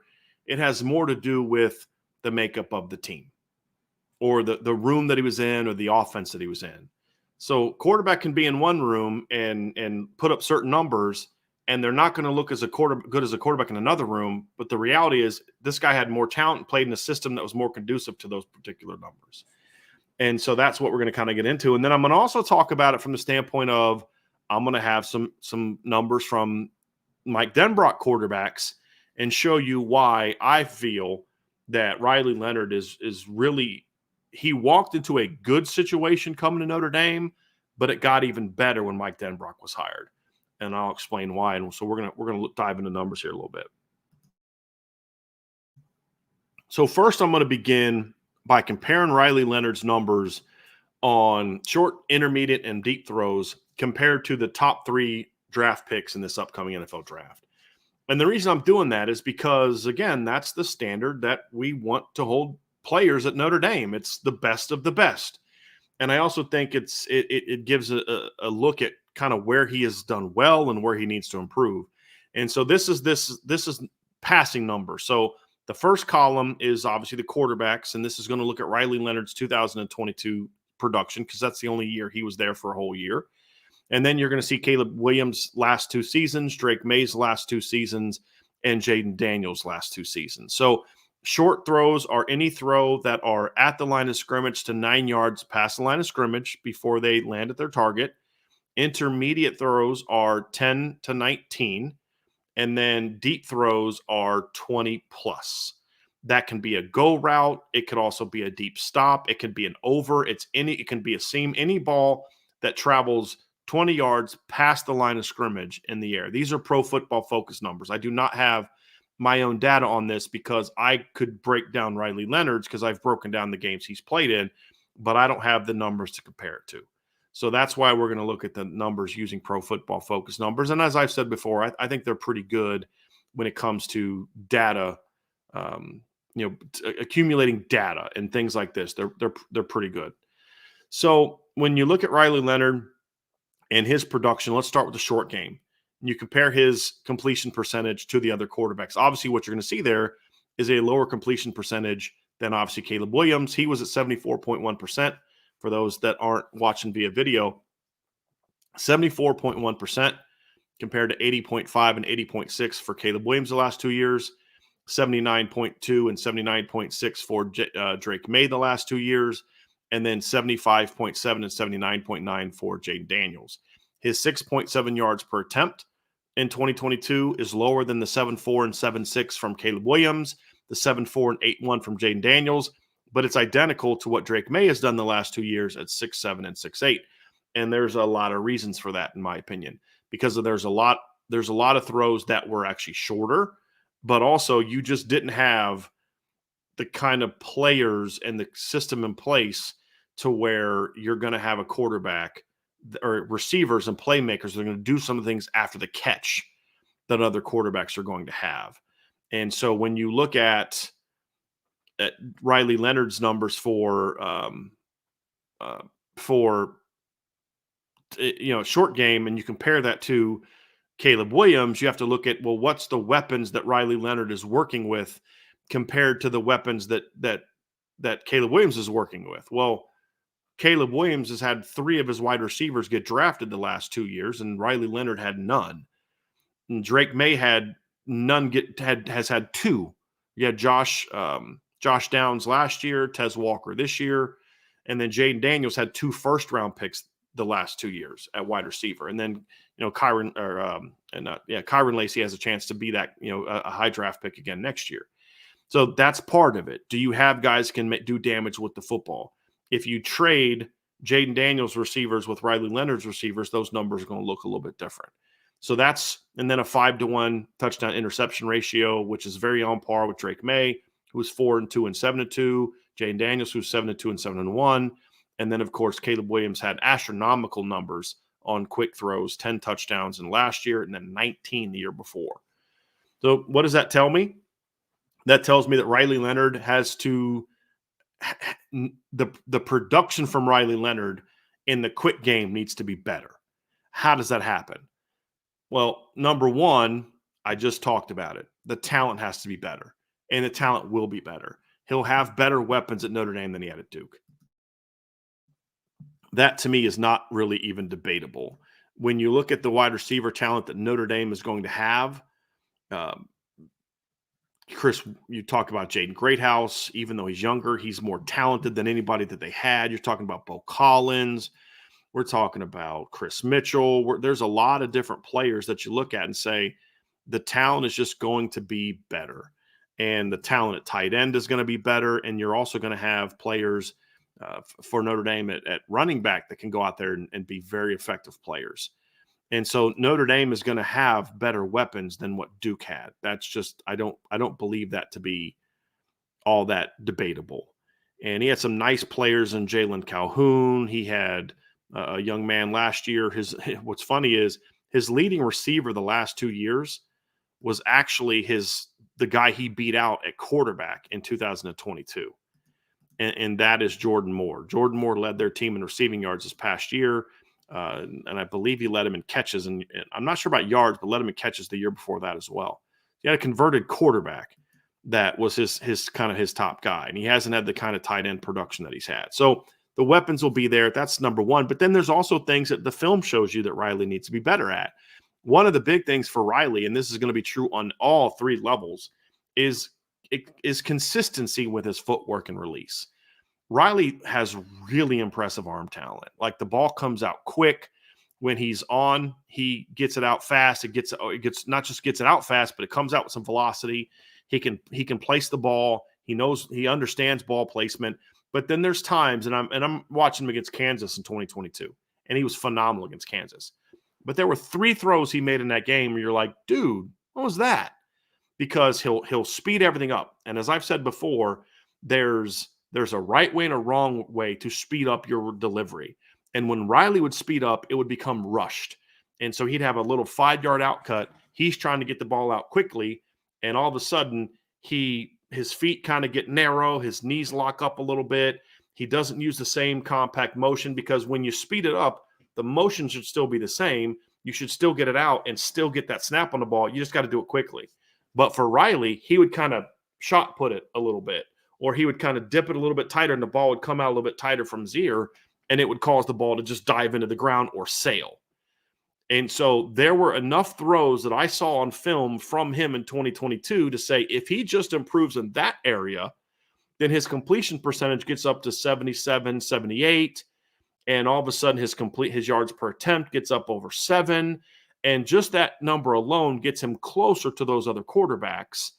And then when you talk about he'll have improved talent, then they'll be able to make more plays. Because the thing I like about Riley is he does get the ball out so quickly that when he's decisive and accurate with the football, because it comes out of his hands so fast, he'll get receivers the ball quick enough for them to go make plays. And if you look at a lot of the yards after the catch they had against Duke, or they had at Duke with him, it was he'd get the ball out so fast that they would catch it and the defense wouldn't have time to get to him. And so you now give him Jeremiah Love and Jaden Greathouse and Jordan Faison and Chris Mitchell and Bo Collins and Deion Colzie and Jaden Thomas and KK Smith. Mitchell Evans, Eli Raridan, you give him Jadarian Price, you give him those weapons, and now all of a sudden those quick decisions, those quick throws that were 12-yard gains at Duke turned into 50-yard gains at Notre Dame or 40-yard gains at Notre Dame. But he's going to have to make sure he doesn't have those unforced mistakes in quick game.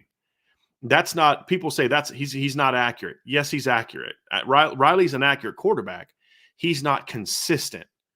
And that's the difference. And it's not so much a lack of feel. It's more so properly understand how to speed up your motion to where it's sped up, but it's still compact.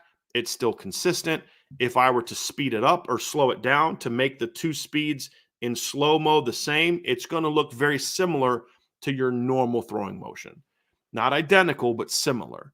And Riley will have a couple throws a game where you're just like, all right, you can't miss on that kind of throw. Let's go to the intermediate. And this is an area where you see Riley Leonard shine, and it's going to be for a lot of the reasons I just discussed. So these are throws 10 to 19 yards past the line of scrimmage. Riley was at 56.6% completion. Last 2 years, Caleb Williams is at 59.5 and 55.7. He was at 55.7 during his Heisman Trophy year. Drake May, 53.9 and 59.7. Jaden Daniels is at 63.4 this year, but he was 56.5 the year before. So completion percentage is very similar to that. His yards per attempt. Riley had 11.5 yards per attempt in 2022 on throws that went 10 to 19 yards past the line of scrimmage. Caleb Williams is at 9.9 the last 2 years. Drake May was at 9.5 and 10.3. And Jaden Daniels was at 13.6 this year and 8.5 the year before that.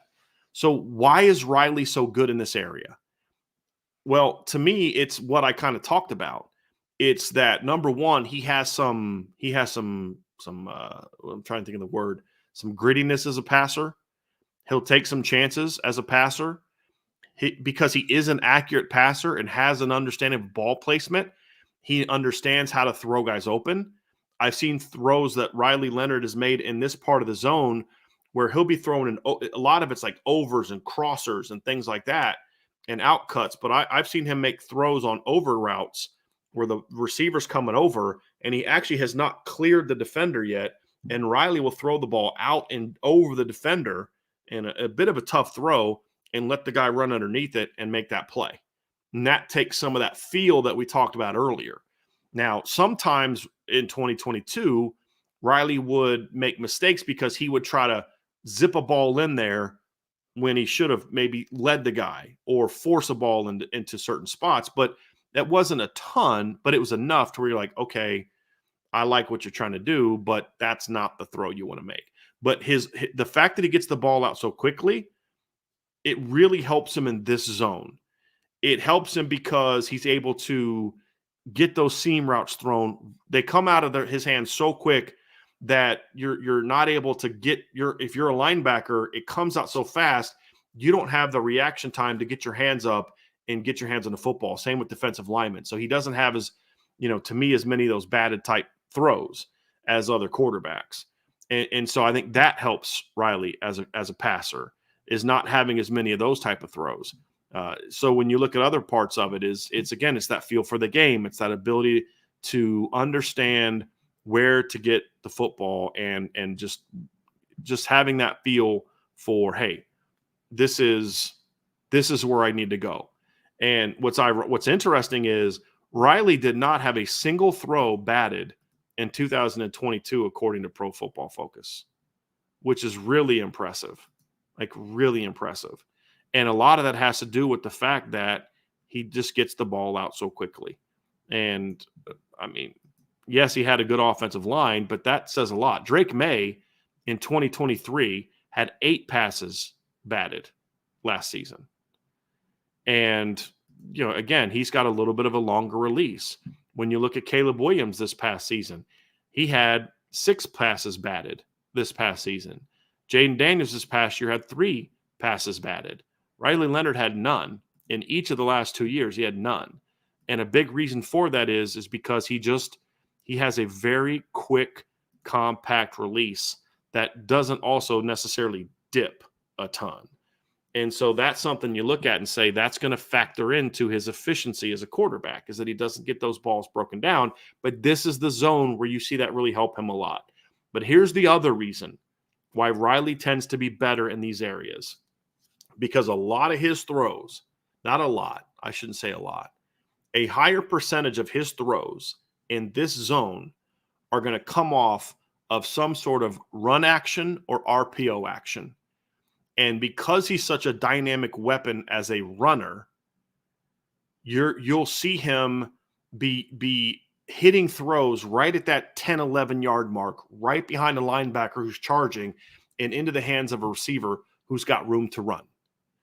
And when you look at Riley's numbers and you say, okay, you start to understand why he's so effective in that area, because he gets a lot of those throws on those RPO throws. You look at Drake May. Drake May was used as a runner a lot more in 2022 than he was in 2023. And I think that's a big reason why you saw his numbers in this intermediate zone so much more effective in 22, because you had to respect his running ability, and they played in a system that ran a lot more RPOs. So that's why his completion percentage, in my opinion, dropped 6 points this past season, and his yards per attempt dropped almost a full point. Then you look at Jaden Daniels.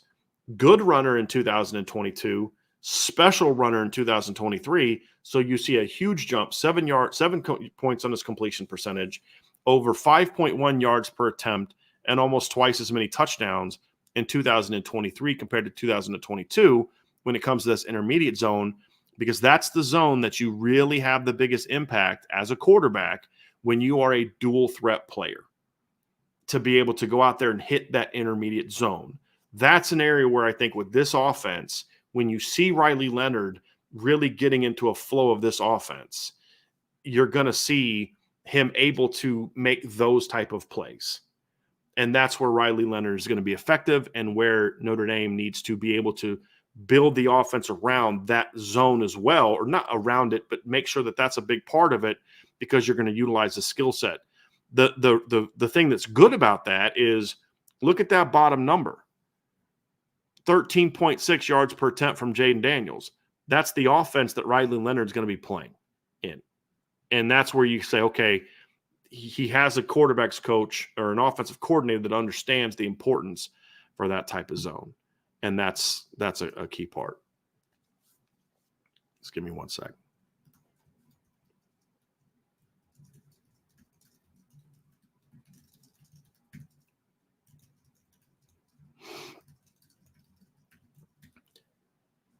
Last part, deep ball. This is the area to me where Riley Leonard has to make the biggest jump this season. This is the area where I feel Riley Leonard is the most inconsistent as a quarterback, is the deep ball. So let's look at the numbers. His completion percentage on throws that travel 20 or yards more past the line of scrimmage, 41.2%. Caleb Williams the last 2 years, 51.1 this past season. He was at 41.9 the year before. Drake May the last 2 years was 47.6 and 50.6, both much better than Riley Leonard. Jaden Daniels was 63.6 this past season after being at 38.1 the year before. Deep yards per attempt on deep throws, Riley Leonard was at 13.4. The only quarterback that had a number even close to that was Jaden Daniels in 2022 at 12.3.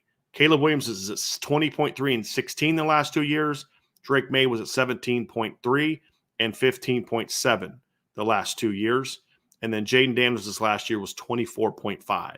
Riley did have a good touchdown to interception ratio of 10-2 on deep balls in 2022. Caleb Williams is at 15-2 this past year, was only 6-3 in his Heisman Trophy year. Drake May was 13-4, 15-4, so more touchdowns, but twice as many picks. And this is a great number from Jaden Daniels. Jaden Daniels the last 2 years has thrown 27 touchdown passes on throws of 20 yards or more, has not been picked on a throw of 20 yards or more the last 2 years. That's, again, the offense that Mike Denbrock's bringing. Now, why is that? Well, part of it is credit to Jaden Daniels, right? I mean, Jaden Daniels is a smart quarterback. He doesn't, when he fits balls into tight windows, it's done in a way to where it's my guy catches it or nobody catches it. But it's also the offense. Mike Denbrock does not have his quarterbacks throw a ton of bombs. But when they do throw the deep ball, it's usually because it's in some sort of one-on-one coverage. And it's usually an outside throw. We've broken down the slot fade. They run backside post routes. They'll run out deep comebacks and one-on-ones on the outside to where it's okay. It's either you catch it or nobody catches it. And that's the nature of the offense. And when you look at the offense and how he runs it, their deep shots have a lot lower risk than what you see from a lot of quarterbacks. And so that's why you don't see them turn the ball over a lot. Now, I think the zero, if we're being honest, the zero is also partly because of Jaden Daniels. I mean, it's not just because of Mike Denbrock and his system. Mike Denbrock's system accents that for a quarterback who otherwise isn't a really big turn the ball over guy. Anyway, Jaden Daniels has never been a big turnover guy. I think he had 1 year where he had a high number of turnovers, and the rest of his career, he's been a low turnover guy. And so I think that's part of who he is. But Riley Leonard also is not a big turnover guy. He only threw 6 interceptions in his 1 year as a starting quarterback, which has to be taken into account.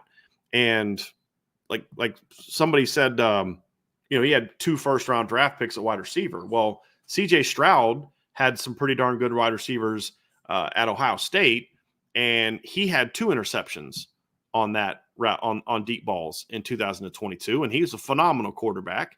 And he had three interceptions the year before that on deep balls with first-round draft picks at wide receiver. So it's not as simple as just saying, oh, first-round picks at wide receiver, that's why. No, it's not why. It's partly why the numbers were so good, but the fact that he never turned the ball over and put up numbers that good is because of the fact that he is an accurate quarterback, but also the system. The system is lower risk on deep balls. It's either complete or incomplete a lot of the time. And that's a big part of it. So that's why Mike Denbrock, because the name is Denbrock, Denbrock. That's the proper spelling of Notre Dame's offensive coordinator, because I'm seeing some really weird spellings of it in the chat right now. But the system plays to that as well. And so that's going to help Riley Leonard. The system will help Riley Leonard. Riley Leonard having better weapons will also help Riley Leonard, because the one thing he didn't have a lot of it at Duke was deep threats. And then some of the deep threats he did have in 2022 weren't there in 2023. And so that's something that obviously is going to have to get corrected, is to have better talent around. So it's not corrected. It's going to help him. What he has to correct, however, is he's going to have to make improvements as a deep ball thrower as well. When he's on, he throws the deep ball extremely well, I think. If you want examples of it, go watch the Kansas game in 2022. And I think it was let me just look up the numbers real quick, because I believe it was the Duke game or it was either the Duke or the North Carolina game. I'm going to look it up, but just give me a second to look that up. It might have, it was either the Wake Forest or North Carolina game is another game where I thought he was really good throwing the deep ball. And then there's other games where he's not as good throwing the deep ball. And those are things he's going to have to improve upon. So just give me 1 second. I will find this answer for you. It was not North Carolina. Oh, no, that's for receivers. Let's go to passing depth. Here we go. So Riley Leonard against – no, come on now. I want it against North Carolina. The Pro Football – I'm not clicking the right buttons here for Pro Football Focus, so just give me a second. So he went 3 of 4 against North Carolina for 78 yards and a touchdown throwing the deep ball. So that was another game where he performed quite well throwing the ball down the field. And you'll get a sense of it. But then there's other games where he was off and he wasn't as good throwing the ball down the field, and it was partly on him, because at times Riley will get into situations where he will short arm a deep throw, and it'll kind of just kind of dive. And then other times when he throws the deep ball, he oversteps. And so it forces him to kind of throw against his body, and the ball will tend to go inside, which is kind of interesting. So it's an area where he'll have to really improve upon. And again, that's a big thing for Leonard, is just being more consistent with your footwork. When Riley Leonard struggles a lot of times, or has misses a lot of times, you get into situations where it comes down to you've just got to be better with your feet. I mean, that's just what it comes down to. You just got to be better with your feet. And if Riley can do that with better talent in a system that's better suited, because I did not like Duke's deep game at all. A lot of it came from Riley Leonard's play action passes and teams being worried about him and him just throwing some absolute dimes. I mean, he threw some really, really good footballs. But the other part of it is he just didn't have great weapons throwing the ball down the field. So this is an area where he's going to have to improve. You look at Drake May's worst season was 15.7. That's almost 2.5 more than what Riley Leonard was in 2022. Jaden Daniels was 11.1 ahead of him. Caleb Williams this past year was almost 7 yards more per attempt this past year than Riley Leonard was. So the deep ball will be the area where Riley Leonard's going to have to get a lot better. Now, here is the thing. Let's just quickly look at him compared to the top quarterbacks that are coming back in college football this year. If you look at the quick game or the short game, his 74.1 is much more in line with a guy like Quinn Ewers the last couple of years. Dylan Gabriel is slightly higher than him. Carson Beck was great in the quick game this past year from a completion percentage standpoint, but none of those guys had great yards per attempt compared to him. You look at the intermediate game, a lot of guys coming back were also good in the intermediate game last year. A lot of them are guys that have some dual threat ability. Others guys just have dynamic players that go with the ball. And then deep ball, he's much more in line with where other quarterbacks were. So when you compare him to the number 1, number 2, and number 3 draft picks, his numbers were significantly lower. You compare him to Texas, think about this. Quinn Ewers is considered a better quarterback than Riley Leonard. With A.D. Mitchell, who was a second-round pick, and Xavier Worthy, who ran a 4.21 as a first-round pick, he completed 34% of his deep balls and averaged 12.3 yards per attempt. That's a full yard over, more than a full yard below what Riley Leonard was. Dylan Gabriel was pretty good at it. Carson Beck this past year at Georgia was 40.7% completion rate compared to 41.2 for Riley Leonard. That's with Brock Bowers and Ladd McConkey, right? First and second round draft pick. And he was at 13.5 yards per attempt. Riley Leonard was at 13.4. Carson Beck had 5 touchdowns and 2 interceptions. Actually, I think his number was actually 15. I think I have that number in there wrong. So let me just look that up because I want to make sure that number is correct. Just give me 1 second, and I'm gonna make sure that I get this correct. So just give me a second, because if it's incorrect, if it's correct, it adds a lot more context to what he did. So let's go to passing depth, and I'm correct. Carson Beck this past year only had 5 touchdowns on deep balls. He only had 11 touchdowns on here. And this is, again, there's this assumption that Carson Beck's better than Riley Leonard. Plays at Georgia, put up good numbers. But this past year, Carson Beck had 11 touchdown passes on throws that traveled 10 or more yards past the line of scrimmage with Brock Bowers and Ladd McConkey on his football team.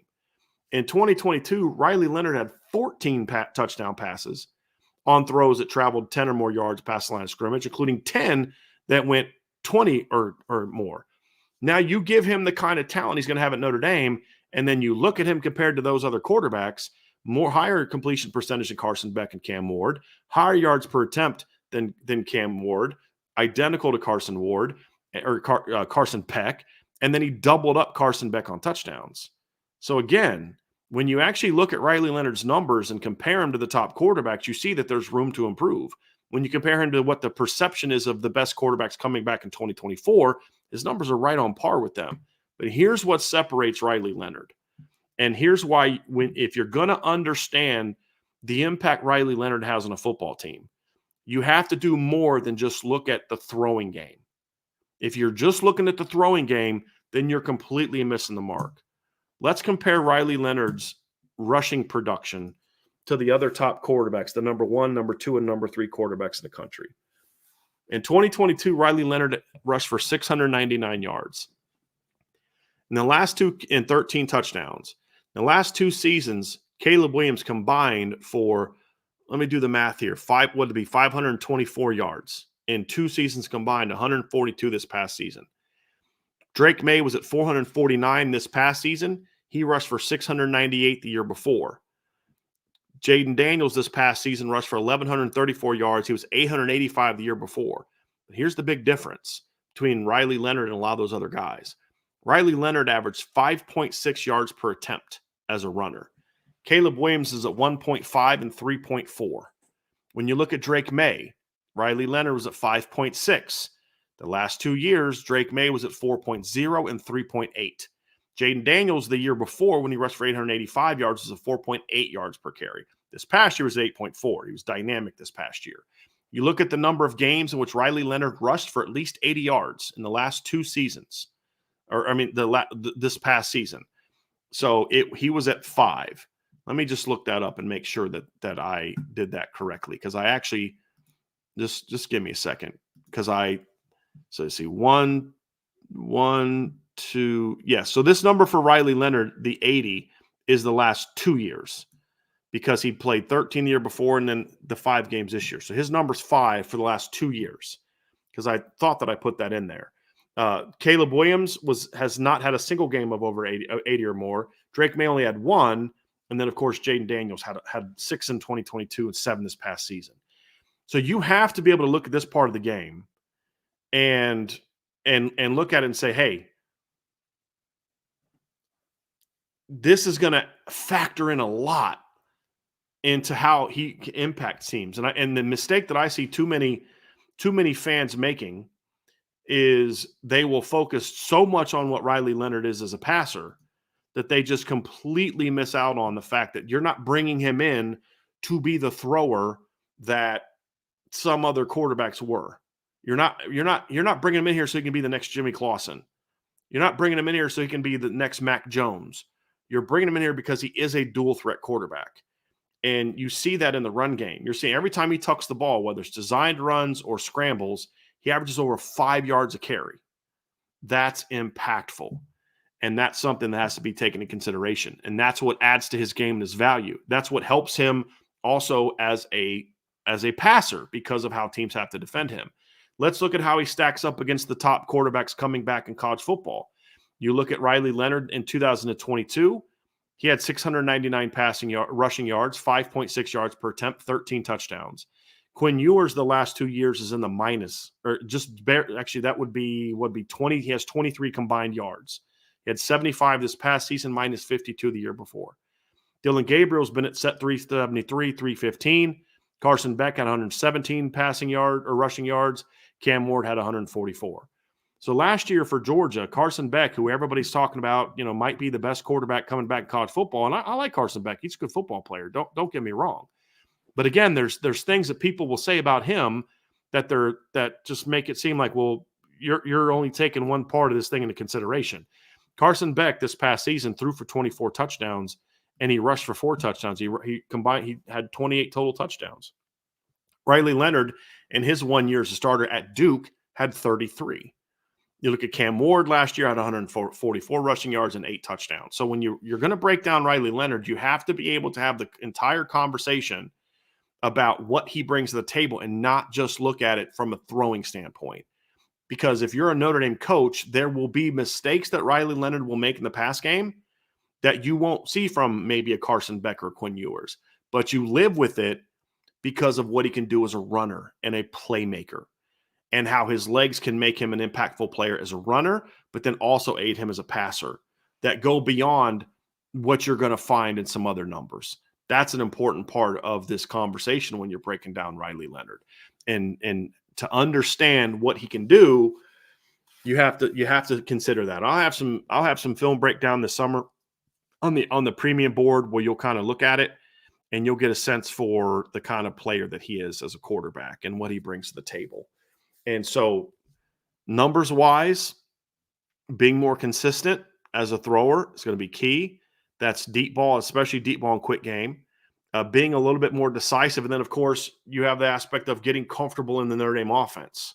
I don't think that's going to be a problem. When you look at Mike Denbrock's offense, it's a pretty learnable offense. And the way he teaches it, the way he implements it, there's a lot going on. But for the quarterbacks, it's not as challenging as it is what I believe for defenses. And I think that's something that's had a big reason for the success he's had in developing big-time offenses is that part right there.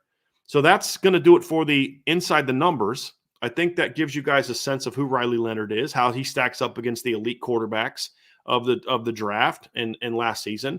Also, how he stacks up against some of the perceived best quarterbacks coming back in college football this year. And I'm going to talk about some of those quarterbacks as we get into this next section, kind of talk about who I think are the top quarterbacks in the country, how Riley stacks up, and then some other quarterbacks to keep an eye on as we dive into the 2024 season. So hit that like, hit that subscribe, hit the notification bell, folks. And if you have not done so, take this time to go sign up for the message board at boards.irishbreakdown.com.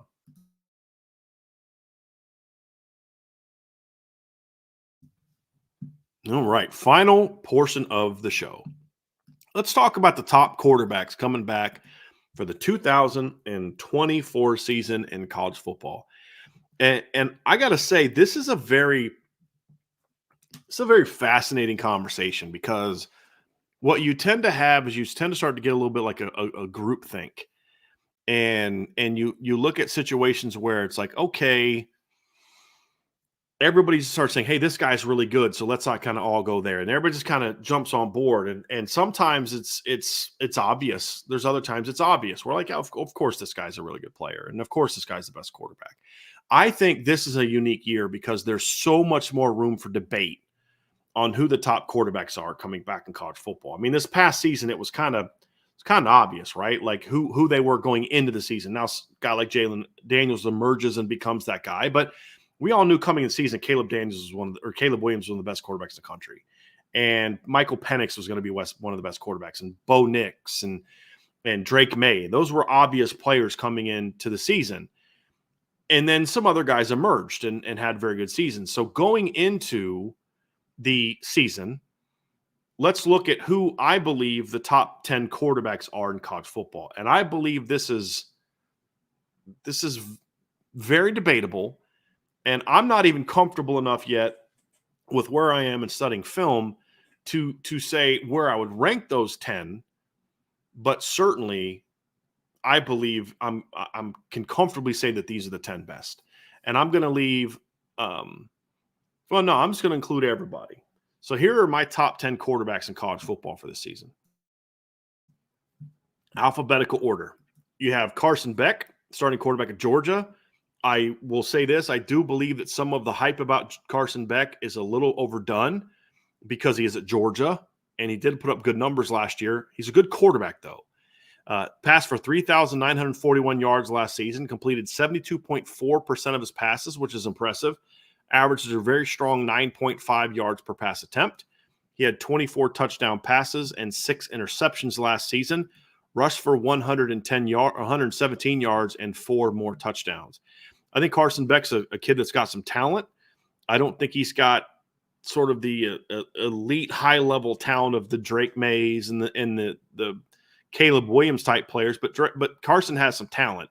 And last year was his first year as a starter too. And some of the things that I've criticized him for, or will criticize him for, I think are things that fall into that's going to happen when you're a first-year starter type of player. I felt that against some of the better defenses they played last year, he could kind of get overwhelmed a little bit. But the reality is they didn't play a whole lot of good defenses last year. And they didn't count on him to kind of carry the team a whole lot last year. And we saw that at times where, like the Alabama game, he put up good numbers, completed 72% of his passes, averaged 8.4 yards per attempt, but he flat out missed some throws and had a hard time handling some of the bigger moments in that game. And so that's an area he's gonna have to improve. But again, that's more due to him being a first-year starter and not being really tested than it is about, he's not that good. He's not that great of a player. He's got, he needs to do better here. He needs to do better there. It's just young guy that I think is going to be a lot better in 2024 than he was in 2023, which is why I have him in my top 10. Brady Cook is next on my list. This is one of the ones that if I was ranking the top 10 would be at the bottom of the list for me. I think Brady Cook's a good football player. I think Brady Cook benefits from a good system with really good weapons around him. Obviously had Luther Burden last season, Theo Weems. Had a very good run game to support him. Passed for 3,317 yards last season for Missouri, who won 11 games and won the Cotton Bowl. Completed 66% of his passes, 9.0 yards per attempt, 21 passing touchdowns, 6 interceptions, rushed for 319 yards, and had 8 touchdowns this past season as well. And actually, so I don't have this as a shared doc, but I can try to bring it up so you guys can see it because it might be helpful for you to do it. So just if you give me a second, I can actually try and get this up here for you to take a look at it. So let me get the percentage here bigger so you guys can see this a little bit better, and then it'll help you guys see this a little bit more. So this won't look as sharp as the others because this is more of just me using a Word doc or my notes here. So I will let you guys see these numbers so you can kind of get a sense of it, and you'll be able to look at the total production. So there you go. So that'll help you guys follow along a little bit more. So we just talked about Brady Cook. 3,000 finished the year with 3,636 yards and 29 touchdowns. Jackson Dart's next on my list. Jackson Dart's a guy that I was not super high on coming into the 2024 season. I thought he was overrated coming out of high school. He didn't impress me at USC. I thought he was just downright bad in 2022 at Ole Miss. But he had a very nice season this past year. I really liked how he developed as a player. He became a better passer. He was bigger in some of the better in some of the bigger moments, which is something I think he always struggled with a little bit. And you could just see as the season went on, he got better and better and better. Still has his ups and downs. He'll still have some clunkers. Struggled against Bama, had a rough game against Arkansas, struggled against Georgia. I think his team was a little bit overwhelmed that game. But he also had some very good moments. But I think what you saw from him last year was he would still be on the bottom of my list here. And I think you can make a case that he needs to be out of it. But I like him because I like the trajectory that Jackson had last year. I also think he's a pretty quality dual threat quarterback. But the thing for me, this is where Lane Kiffin did a tremendous job, is Lane Kiffin said, hey, we like Jackson, but he's not good enough right now. And so we're going to go out there and we're going to get some competition for him. So they went out and got Walker Howard, who was a highly ranked guy from LSU. He went out and got Spencer Sanders from Oklahoma State and said, there's an open quarterback competition. And that forced Jackson Dart to make a decision. Do I transfer and go somewhere else, or do I stay and compete? And Jackson Dart stayed and competed, and he beat them both out and went out. And I think that had a big reason why he was so successful this year, because that really locking in and saying, hey, I'm fighting for my life here as a quarterback. I've got to get better in this regard. I got to read better. I got to process better. I got to have better timing. I got to be more decisive. I've got to be more accurate. I got to improve my footwork. I got to do these type of things. And it made him a lot better quarterback, in my opinion. That's why he's on my list. Next is Quinn Ewers, who passed for 3,479 yards last season, despite missing, I believe, 2 games with an injury last season. And he's missed games in each of the last 2 years. Completed 69% of his passes, 8.8 yards per attempt. He had 22 passing touchdowns and 6 interceptions, rushed for 75 yards, 5 more touchdowns, and finished with 3,554 yards and 27 touchdowns last season. Quinn Ewers is a very interesting quarterback because I think he was better last year than his numbers dictate. And when you break down his game, he had very good receivers last season. Don't get me wrong, but they were talented, but they were just erratic. I think that's just the best way to look at it is they were really erratic.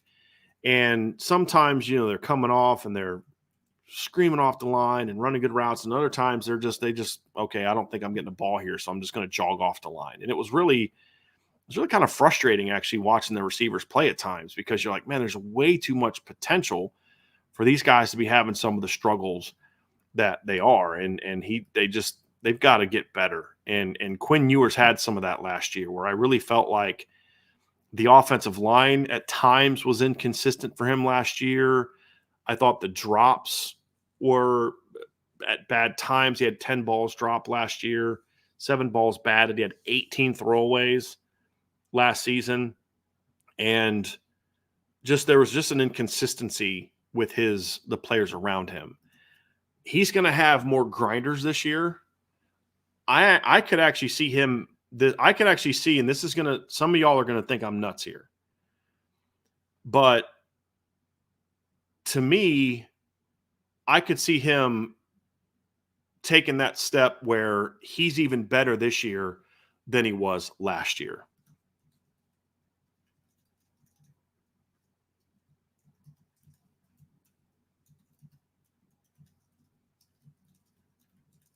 Sometimes I swear when I'm doing a solo show, I feel like a kindergarten teacher with some of you in the chat. It's like, there's nobody monitoring the chat, so you just act any certain way.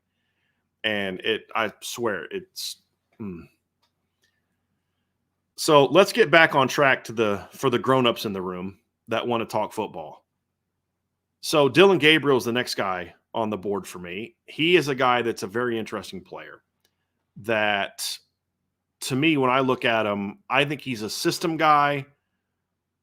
I think he's a guy that isn't a top draft pick.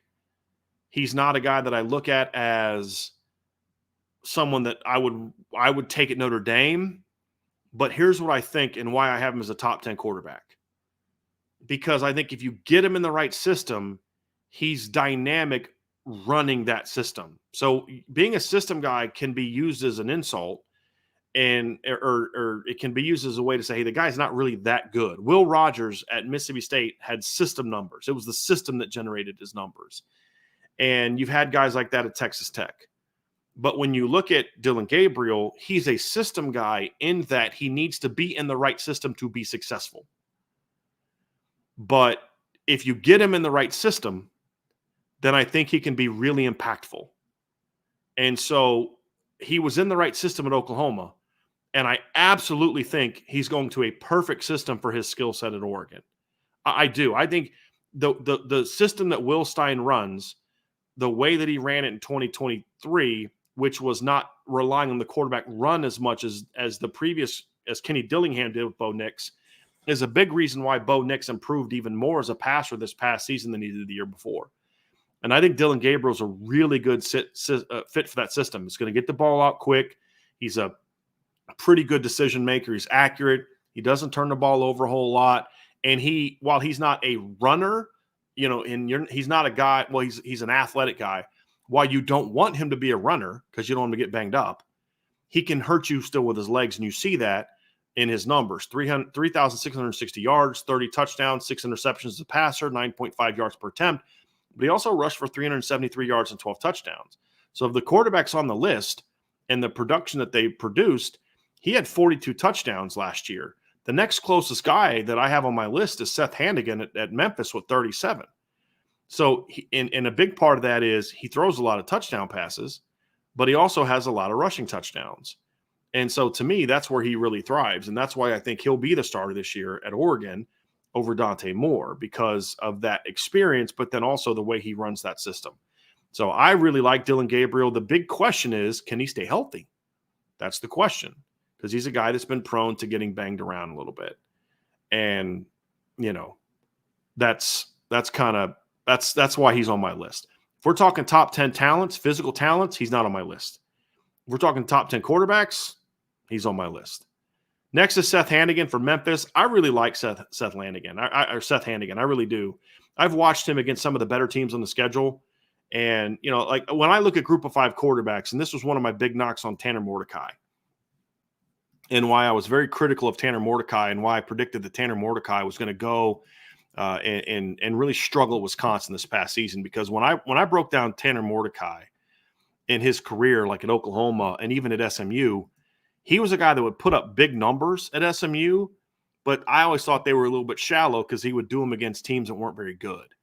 He would put up a bunch of numbers. Like 2 years ago, he put up 372 yards passing against TCU. He did it on 49 attempts. He had 2 interceptions. He had some big mistakes in that game that hurt them.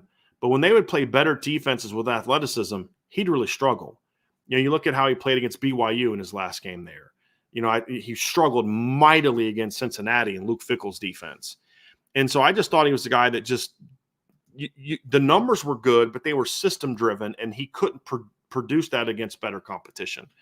And that's film related and also statistical. When I watched Seth Hannigan last year, I actually thought some of his better games were against some of the better teams on the schedule. He got picked off twice against Missouri. It was not good. But he made some big-time throws in that game. Threw for over 300 yards, completed over 60% of his passes. I thought he was really, really, really good in that game. He was money against SMU last year. He ripped Iowa State's defense to shreds in the bowl game last year. And while Iowa State doesn't have, a defense that's just loaded with like high-level future NFL draft picks, nobody ripped up Iowa State's defense like he did last year. I mean, just ripped them apart. At least I didn't see anybody rip them apart like that. And so I was impressed by him. I think Seth Hannigan's a player that could go to the next level and like the Power 5 level and be successful. He's not a runner, but he has some mobility. He's one of those guys that can tuck it and move the chains, right? So you look at his numbers, passed for 3,883 yards, 8.2 yards per attempt, 32 touchdowns, 9 interceptions, had some good moments against some Power 5 teams. I mentioned the success against Missouri and Iowa State. And he's also an experienced guy. The year before, he threw for over 3,500 yards and 22 touchdowns and showed me some ability in that season as well. So he's a guy that I have my eye on is going to make a name for himself a little bit this season and kind of be that top group of 5 quarterback that people are going to talk about. And I like the fact he stayed at Memphis. Now, I would imagine a guy with his ability and his experience could have gone in the portal and gotten some money. But he stayed at Memphis, and I respect that. Then we get to Riley Leonard, and I'm going to use his 2022 number since he only played half a year last year. But Riley Leonard passed for 2,967 yards, completed 63.8% of his passes, 7.6 yards per attempt, 20 touchdowns, 6 interceptions, had more rushing yards than anybody on this list with 699, and he had 13 rushing touchdowns, finished the year with 3,666 total yards and 33 touchdowns. While at Duke in 2022, he's going to a Notre Dame team where he's going to have more talent. He's going to be in a system that's going to be more conducive to him putting up more production in the passing game, and we'll see if he can do it. Next up on my list is Jalen Milroe. I think he's a very interesting player. He's a challenging player to break down for me anyway. He's a guy that passed for 2,834 yards last year. He passed for 65.8 yards per attempt.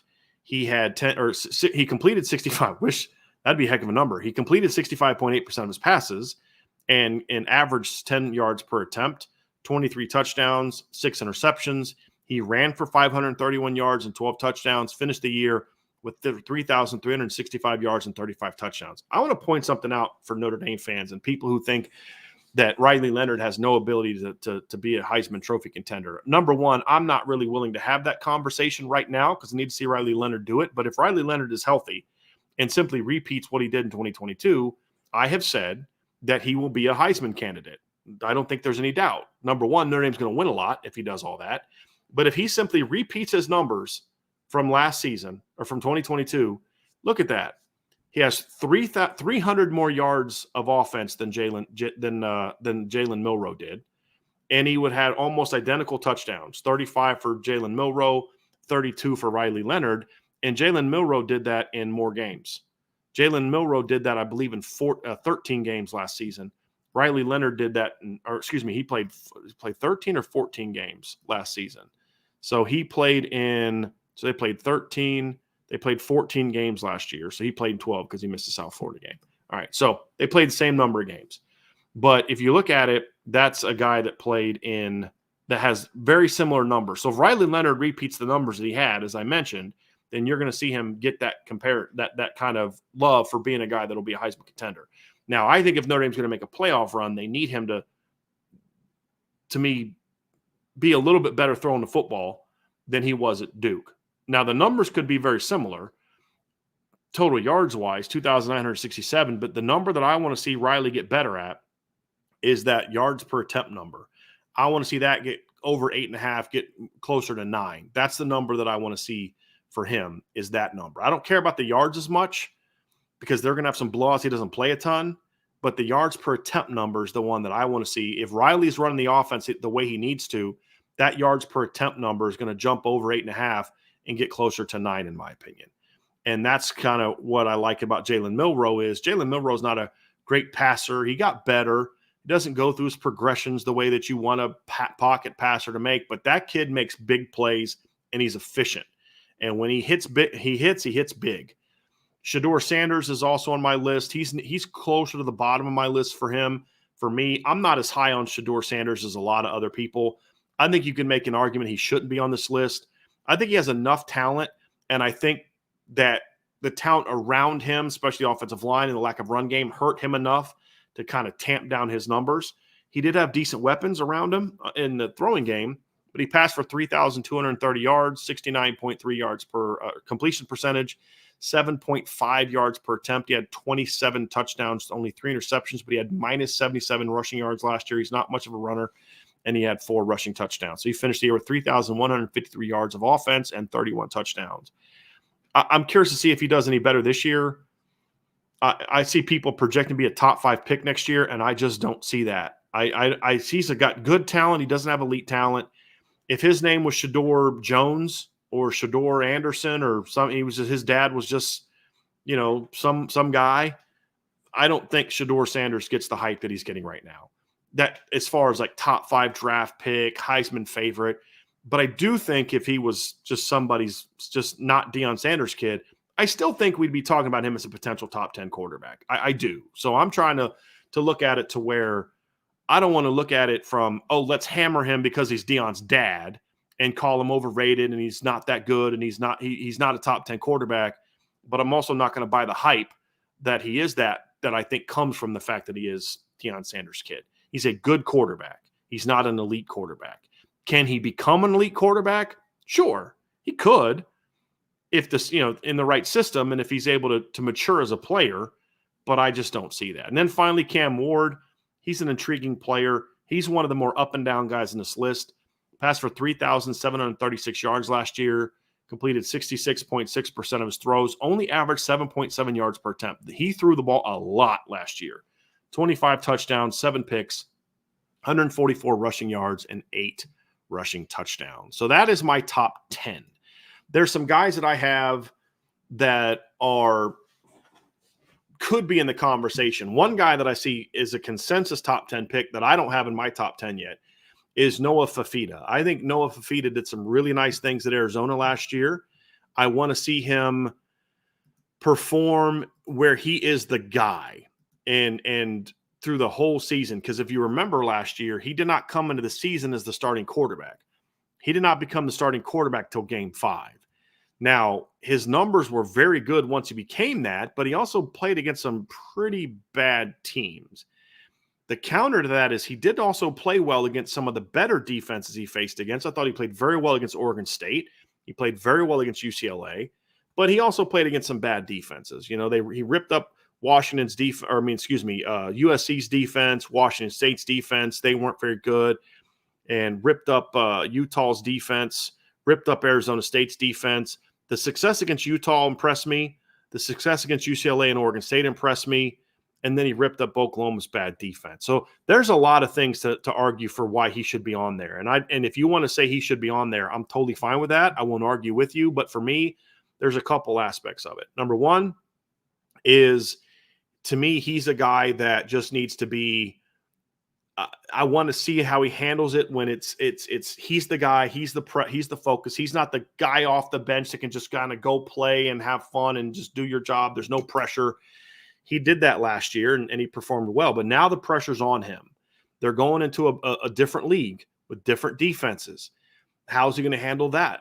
He's going to have weapons and he's got talent. And the other thing is he's not an overly effective runner. And so that's something that when I look at him, I say, but, I kind of expected a lot more from him from that standpoint. When you look at him and he moves around, but he really doesn't run a whole lot. He had minus 33 yards in the season, no rushing touchdowns. And so, yeah, the rushing numbers were good, but the passing numbers were good, but his overall production doesn't necessarily match it because of the fact that he doesn't bring a whole lot of value in the running game. So it won't shock me if Noah Fafita is in the top 10 when the season's over with. Won't shock me at all, but I just can't put him there yet because I just need to see him be the guy in that offense. There's some other guys I like. Preston Stone's a guy that I like at SMU. I'm not ready to put him quite in my top 10 yet. I think part of his success is the system. It's the same system that I talked about with Tanner Mordecai. I do think Preston Stone showed me enough last year for me to say he's not just a system guy, but I don't think he's quite got the physical tools and to really rise up the list for me. I see a lot of people have Jalen Daniels in their top 10. I don't see how anyone can have Jalen Daniels in their top 10. And the reason I say that is because Jalen Daniels has never come anywhere close to playing a full season of college football. And you can't be a top quarterback if you're unreliable. And this isn't a knock on him because you can't control your body. You can't just make yourself more durable. But he only played 9 games in 2023 and missed a 4-game stretch. He got hurt against TCU and then missed the Oklahoma, Baylor, Oklahoma State, and Texas Tech games. Came back and played. Wasn't playing great before that even. He had some inflated production because he would have some big games and then he'd have some games where he's really just not very good. That's okay. First year as a starter. He kind of came off and started late in 2021, but it was really his first year. And then he comes in this year. He plays pretty well to start. Doesn't play in the opener. I can't remember why. I don't know if that was injury related or suspension related. I can't remember what that was. And then he gets hurt against BYU and he doesn't play the rest of the year. So you're talking about a guy in the last 2 years has only played 12 games. And I don't see how you can take a guy that's only played 12 games in the last 2 years and say he's a top 10 quarterback. Now, could Jalen Daniels get into that conversation? Yeah, he could if he can be healthy because he's a dynamic player. He can hurt you with his arm.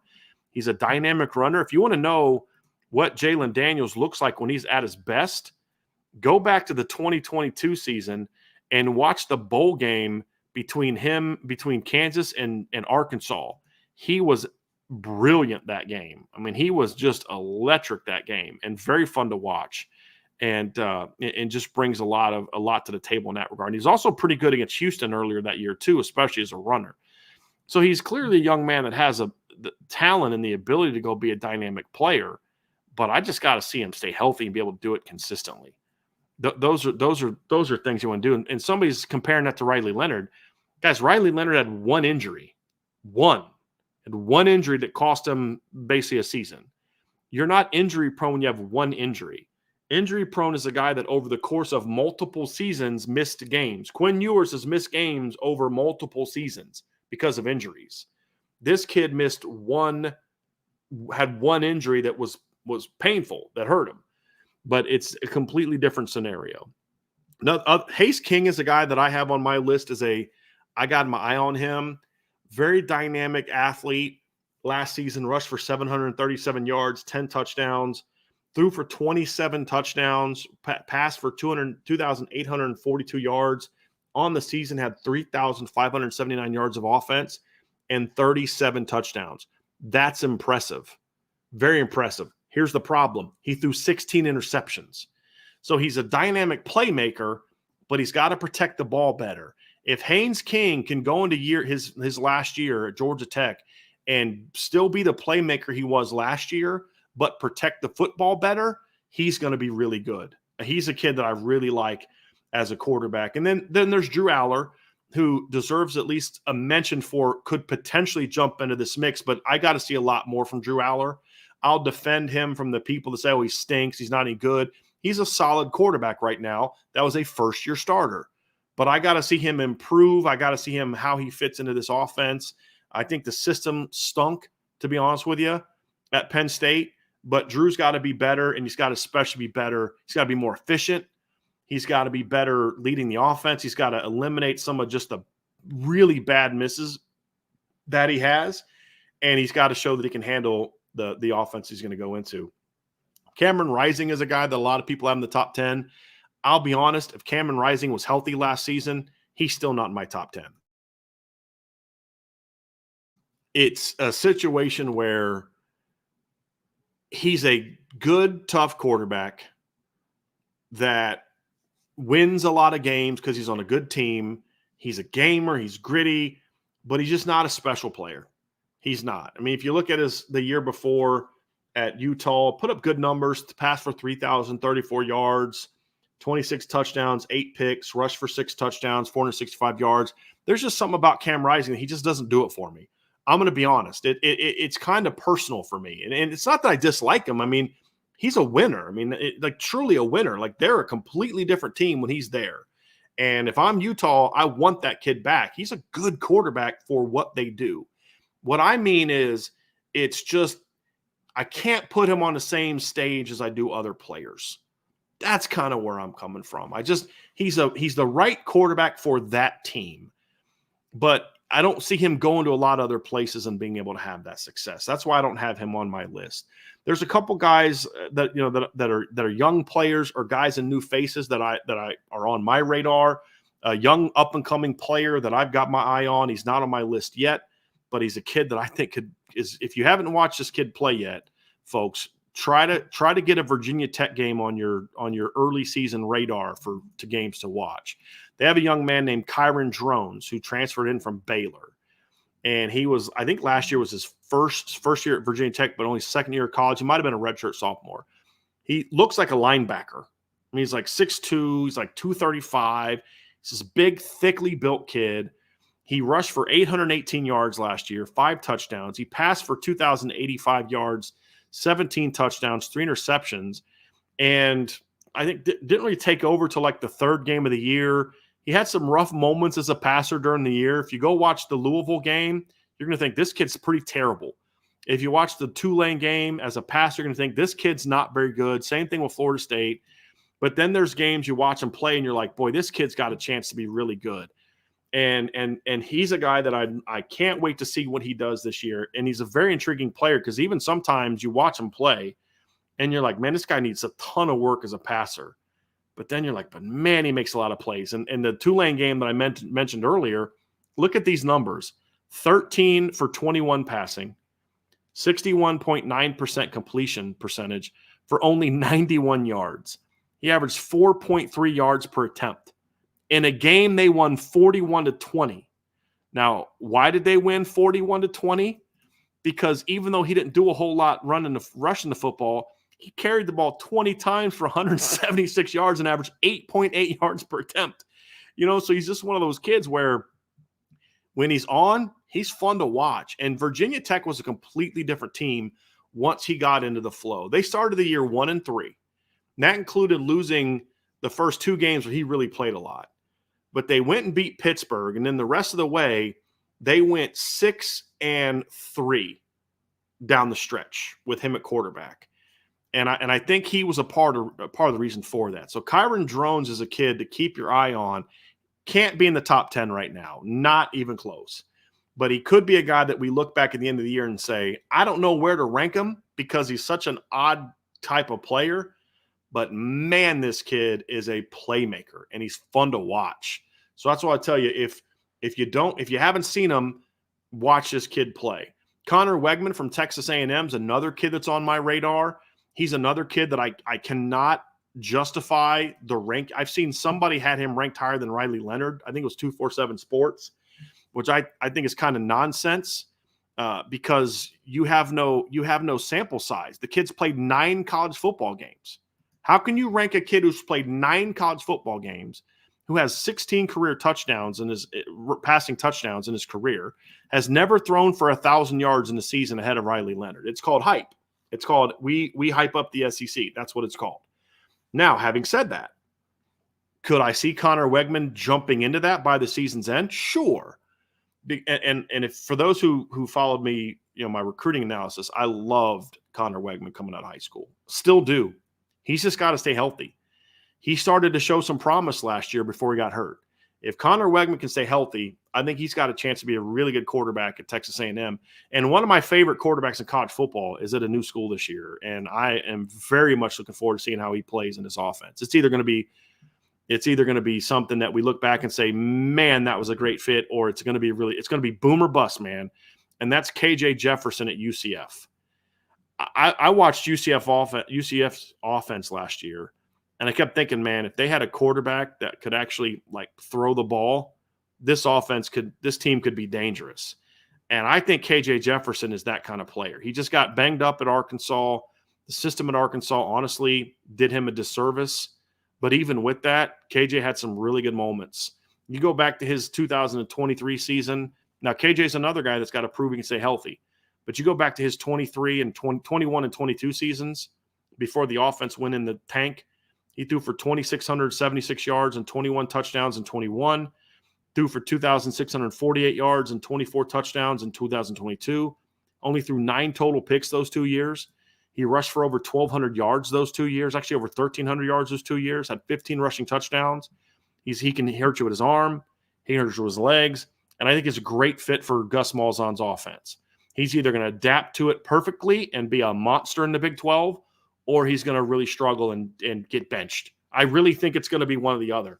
If I was a betting man, I think KJ is going to be really good in that offense. He's going to have some good talent around him, and I think he's going to have success there. There's 3 young kids that I'm keeping my eye on as potential breakout players that are younger players. Nico Iamaleava from Tennessee, very talented player. Thought he looked good against Iowa in the bowl game, especially considering how good that defense is. Jackson Arnold at Oklahoma and Avery Johnson at Kansas State. Of those, if I were to rank those 3 as breakout predictions, I would go Nico, Avery, and then Jackson Arnold. I'm not as high on Jackson Arnold as some other people. He's still a good quarterback, and he'll have good talent around him, and he'll be in a system that fits. I'm curious to see how that offense does this year without Jeff Lebby. But that's a different conversation for a different day. Some quarterbacks that you did not hear me talk about that people have asked about, and I'll share why they're kind of not in my list. I don't have Will Howard in my top 10, nor do I have Will Howard on my list of guys to keep an eye on. I just don't think Will Howard's that good. I really don't. I think he did a nice job 2 years ago coming off the bench when there wasn't the pressure because Adrian Martinez got hurt. So there's not the same pressure. I've said this before, and y'all have to understand this. When you come off the bench, even if you're the quarterback for 10 games because another guy got hurt, when you come off the bench, you're still the backup quarterback.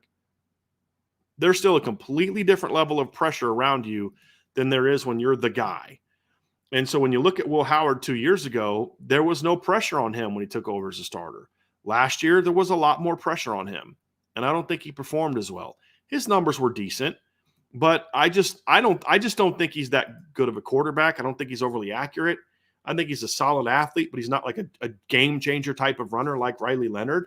And I'll be honest, I'll be surprised if he finishes the season at Ohio State as a starter. It won't shock me if he gets beat out before then. It really wouldn't. I will not at all be shocked if Julian Sayin beats him out early next season. I'm just not super high on Will Howard as a player. Kyle McCord, I honestly don't. I like Kyle McCord more than others. He's not a guy that's in my conversation for that. And people say, like, of course, the Ohio State fans got to jump in and defend Will Howard.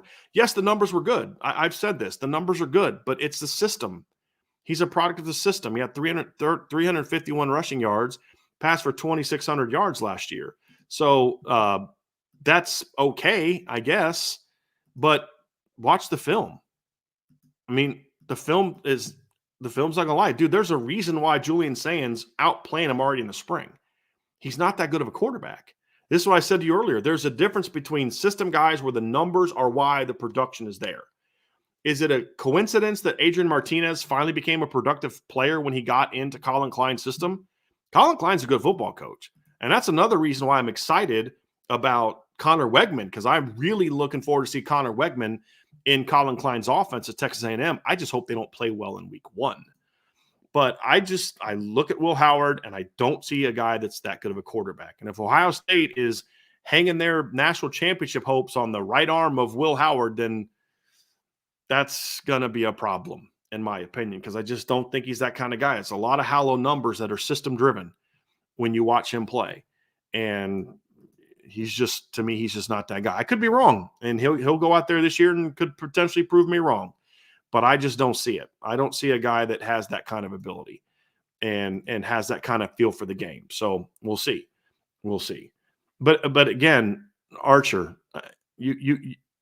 let me just give you a little bit of advice, Archer.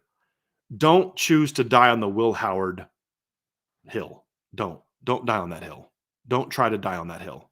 It's not going to work out for you. Sometimes we need to be able to look at our team that we root for and say, he ain't the guy, and I'm not going to die on that hill for him, right? I mean, you just don't die on that hill, okay? He's not a top quarterback. He should not be in this conversation for top 10 quarterbacks. He should not be in the conversation for top 20 quarterbacks. And if he ends the season as the starting quarterback against Ohio State, I'll be shocked. I'll be shocked. So I don't know what we're talking about here at this point in time, right? So he's just not that guy. He should not be in this conversation. Kyle McCord's a guy that I look at and I say, I can't put him in there either, but I think he's better than a lot of Ohio State fans think that he was. I think he got a lot of blame for things that weren't necessarily on him, but I also just don't think he's a top quarterback. I don't think he's a nice player. I think Syracuse is more where he is right now. He never developed the way that I thought he was going to develop coming out of high school. I actually liked him coming out of high school as a top 100 quarterback. I had him as a top 100 quarterback coming out of high school, but he just never developed the way that I expected him to develop. Now, was that because of the system he was in and he just didn't fit it? Did they not give him enough help in the run game? I mean, there's a lot of things you could point fingers to, but he also has to accept some blame too. And he didn't make the throws he needed to make in some times when he needed to make them. And, he made that great throw at the end of the Notre Dame game. He made the 4th down throw that game. But if DJ Brown doesn't just drop an interception, that game's over because Kyle McCord didn't see DJ Brown coming downhill and he almost threw a pick. And similar thing happened against Michigan. So to me, he's just not in that conversation. Somebody talked about Miller Moss. And Miller Moss played one game last year against a depleted Louisville team and put up great numbers, but I got to see more than one game. And I got to see that he's even going to be the starter. Miller Moss is not a guy that I've ever been really blown away with as a player. Having said that, I think he's in a system that he fits well, though. I do think Miller Moss is a good fit for Lincoln Riley's system. So I think if he's a starter, he can put up good numbers. And actually, I think having him, if Miller Moss is your starting quarterback, I think the USC offense is going to be pretty good because him at quarterback should force Lincoln Riley to say, hey, we need to be more balanced this year. We can't put everything on the quarterback's shoulders. We got to get back to being more creative in the pass game. We've got to get back to running the football. We've got to at least pretend that we play defense here. And that's why I think a lot of the hires he made were good this offseason on defense, because you can't ask Miller Moss to carry your offense the way you ask Caleb Williams and Jalen Hurts and Kyler Murray and Baker Mayfield. That's not fair to him. He's not that kind of guy. But if you can kind of just let him manage the offense and execute it, scheme it up, run the football, then I think Miller Moss is a guy you can win a lot of games with. And he'll put up very good numbers, but it'll be system driven. I don't think it'll be because Miller Moss is necessarily a great talent. So that's how I feel about him. But I do think he's a good fit for what they do. So that's kind of my look at the top quarterbacks in college football this year. I could see, and I'm curious to kind of see what other people think about this. I don't think my top 10 is overly surprising. There's maybe a guy here, a guy there that you think should be in it or you don't think should be in it. But one thing that I think we can all agree on is that, but I'm curious if we do. I could be reading the room wrong, so you guys let me know what you think. I think this is a year where the 10 that we look at as the top 10 now is going to look way different at the end of the year. Like last year, there were some guys that jumped in that weren't there. Jaden Daniels was not a top 10 quarterback and clearly jumped in there. But a lot of the quarterbacks that were really good last year, we expected to be good. We expected Caleb Williams, Drake May, and Michael Penix, and Bo Nix, and a lot of guys like that to be good. And they were good. This year, I think that I could see a lot more drop-offs from some guys. I could see some guys really taking off because of their new systems. I could see some guys that people think are going to be good that aren't that good. I could see some guys that nobody's talking about right now really taking off and being really dynamic. So I think it's going to be interesting to see how it plays out. But I could see that top 10 list that I have now, and I'll actually rank them as we get closer to the season. But I could see that top 10 list looking very different. Like I could see Brady Cook being out of that list by the season's end. I could see Jalen Milroe being out of that list because I think he's either going to fit this offense really well or be a complete bad fit, depending on how Kalen DeBoer and the staff choose to alter it, right? So if they just want to run a system that they've run in the past, I don't know how well Jalen Milroe fits that. If they're willing to adapt it to his skill set, then he'll be fine. I could see some of these other guys climbing up the list, some guys falling out. It's going to be fun to watch the quarterbacks this year because there aren't those guaranteed, definitive, this guy's going to be a top 5 pick. And that's going to have a big impact on how the season goes, in my opinion. And so I'm very much looking forward to seeing it all play out and seeing who's going to be there. So I'm going to enjoy it. So that's my look at the top quarterbacks, college football, for the 2024 season. Like to hear what you guys have to say. Let's go talk about it on the message boards at boards.irishbreakdown.com. I want to hear what your guys' ranking are. Who are your top 10? You don't have to put them in order, but, who are they? So I've got mine. What are yours? Let's go talk about it on the boards at boards.irishbreakdown.com. Before y'all get out of here, hit that like button, hit the subscribe button, hit the notification bell, share this podcast, give us a 5-star review. And if you don't mind and you want to support Irish Breakdown, head over to the message board at boards.irishbreakdown.com and sign up. You also can find our merch store there. If you do sign up for a membership, you get discounts to our merch store. So you get some cool IB gear like this, all types of cool stuff. So anyway, have an awesome rest of your day, everybody. And I'll talk to you guys again very soon on the Irish Breakdown podcast.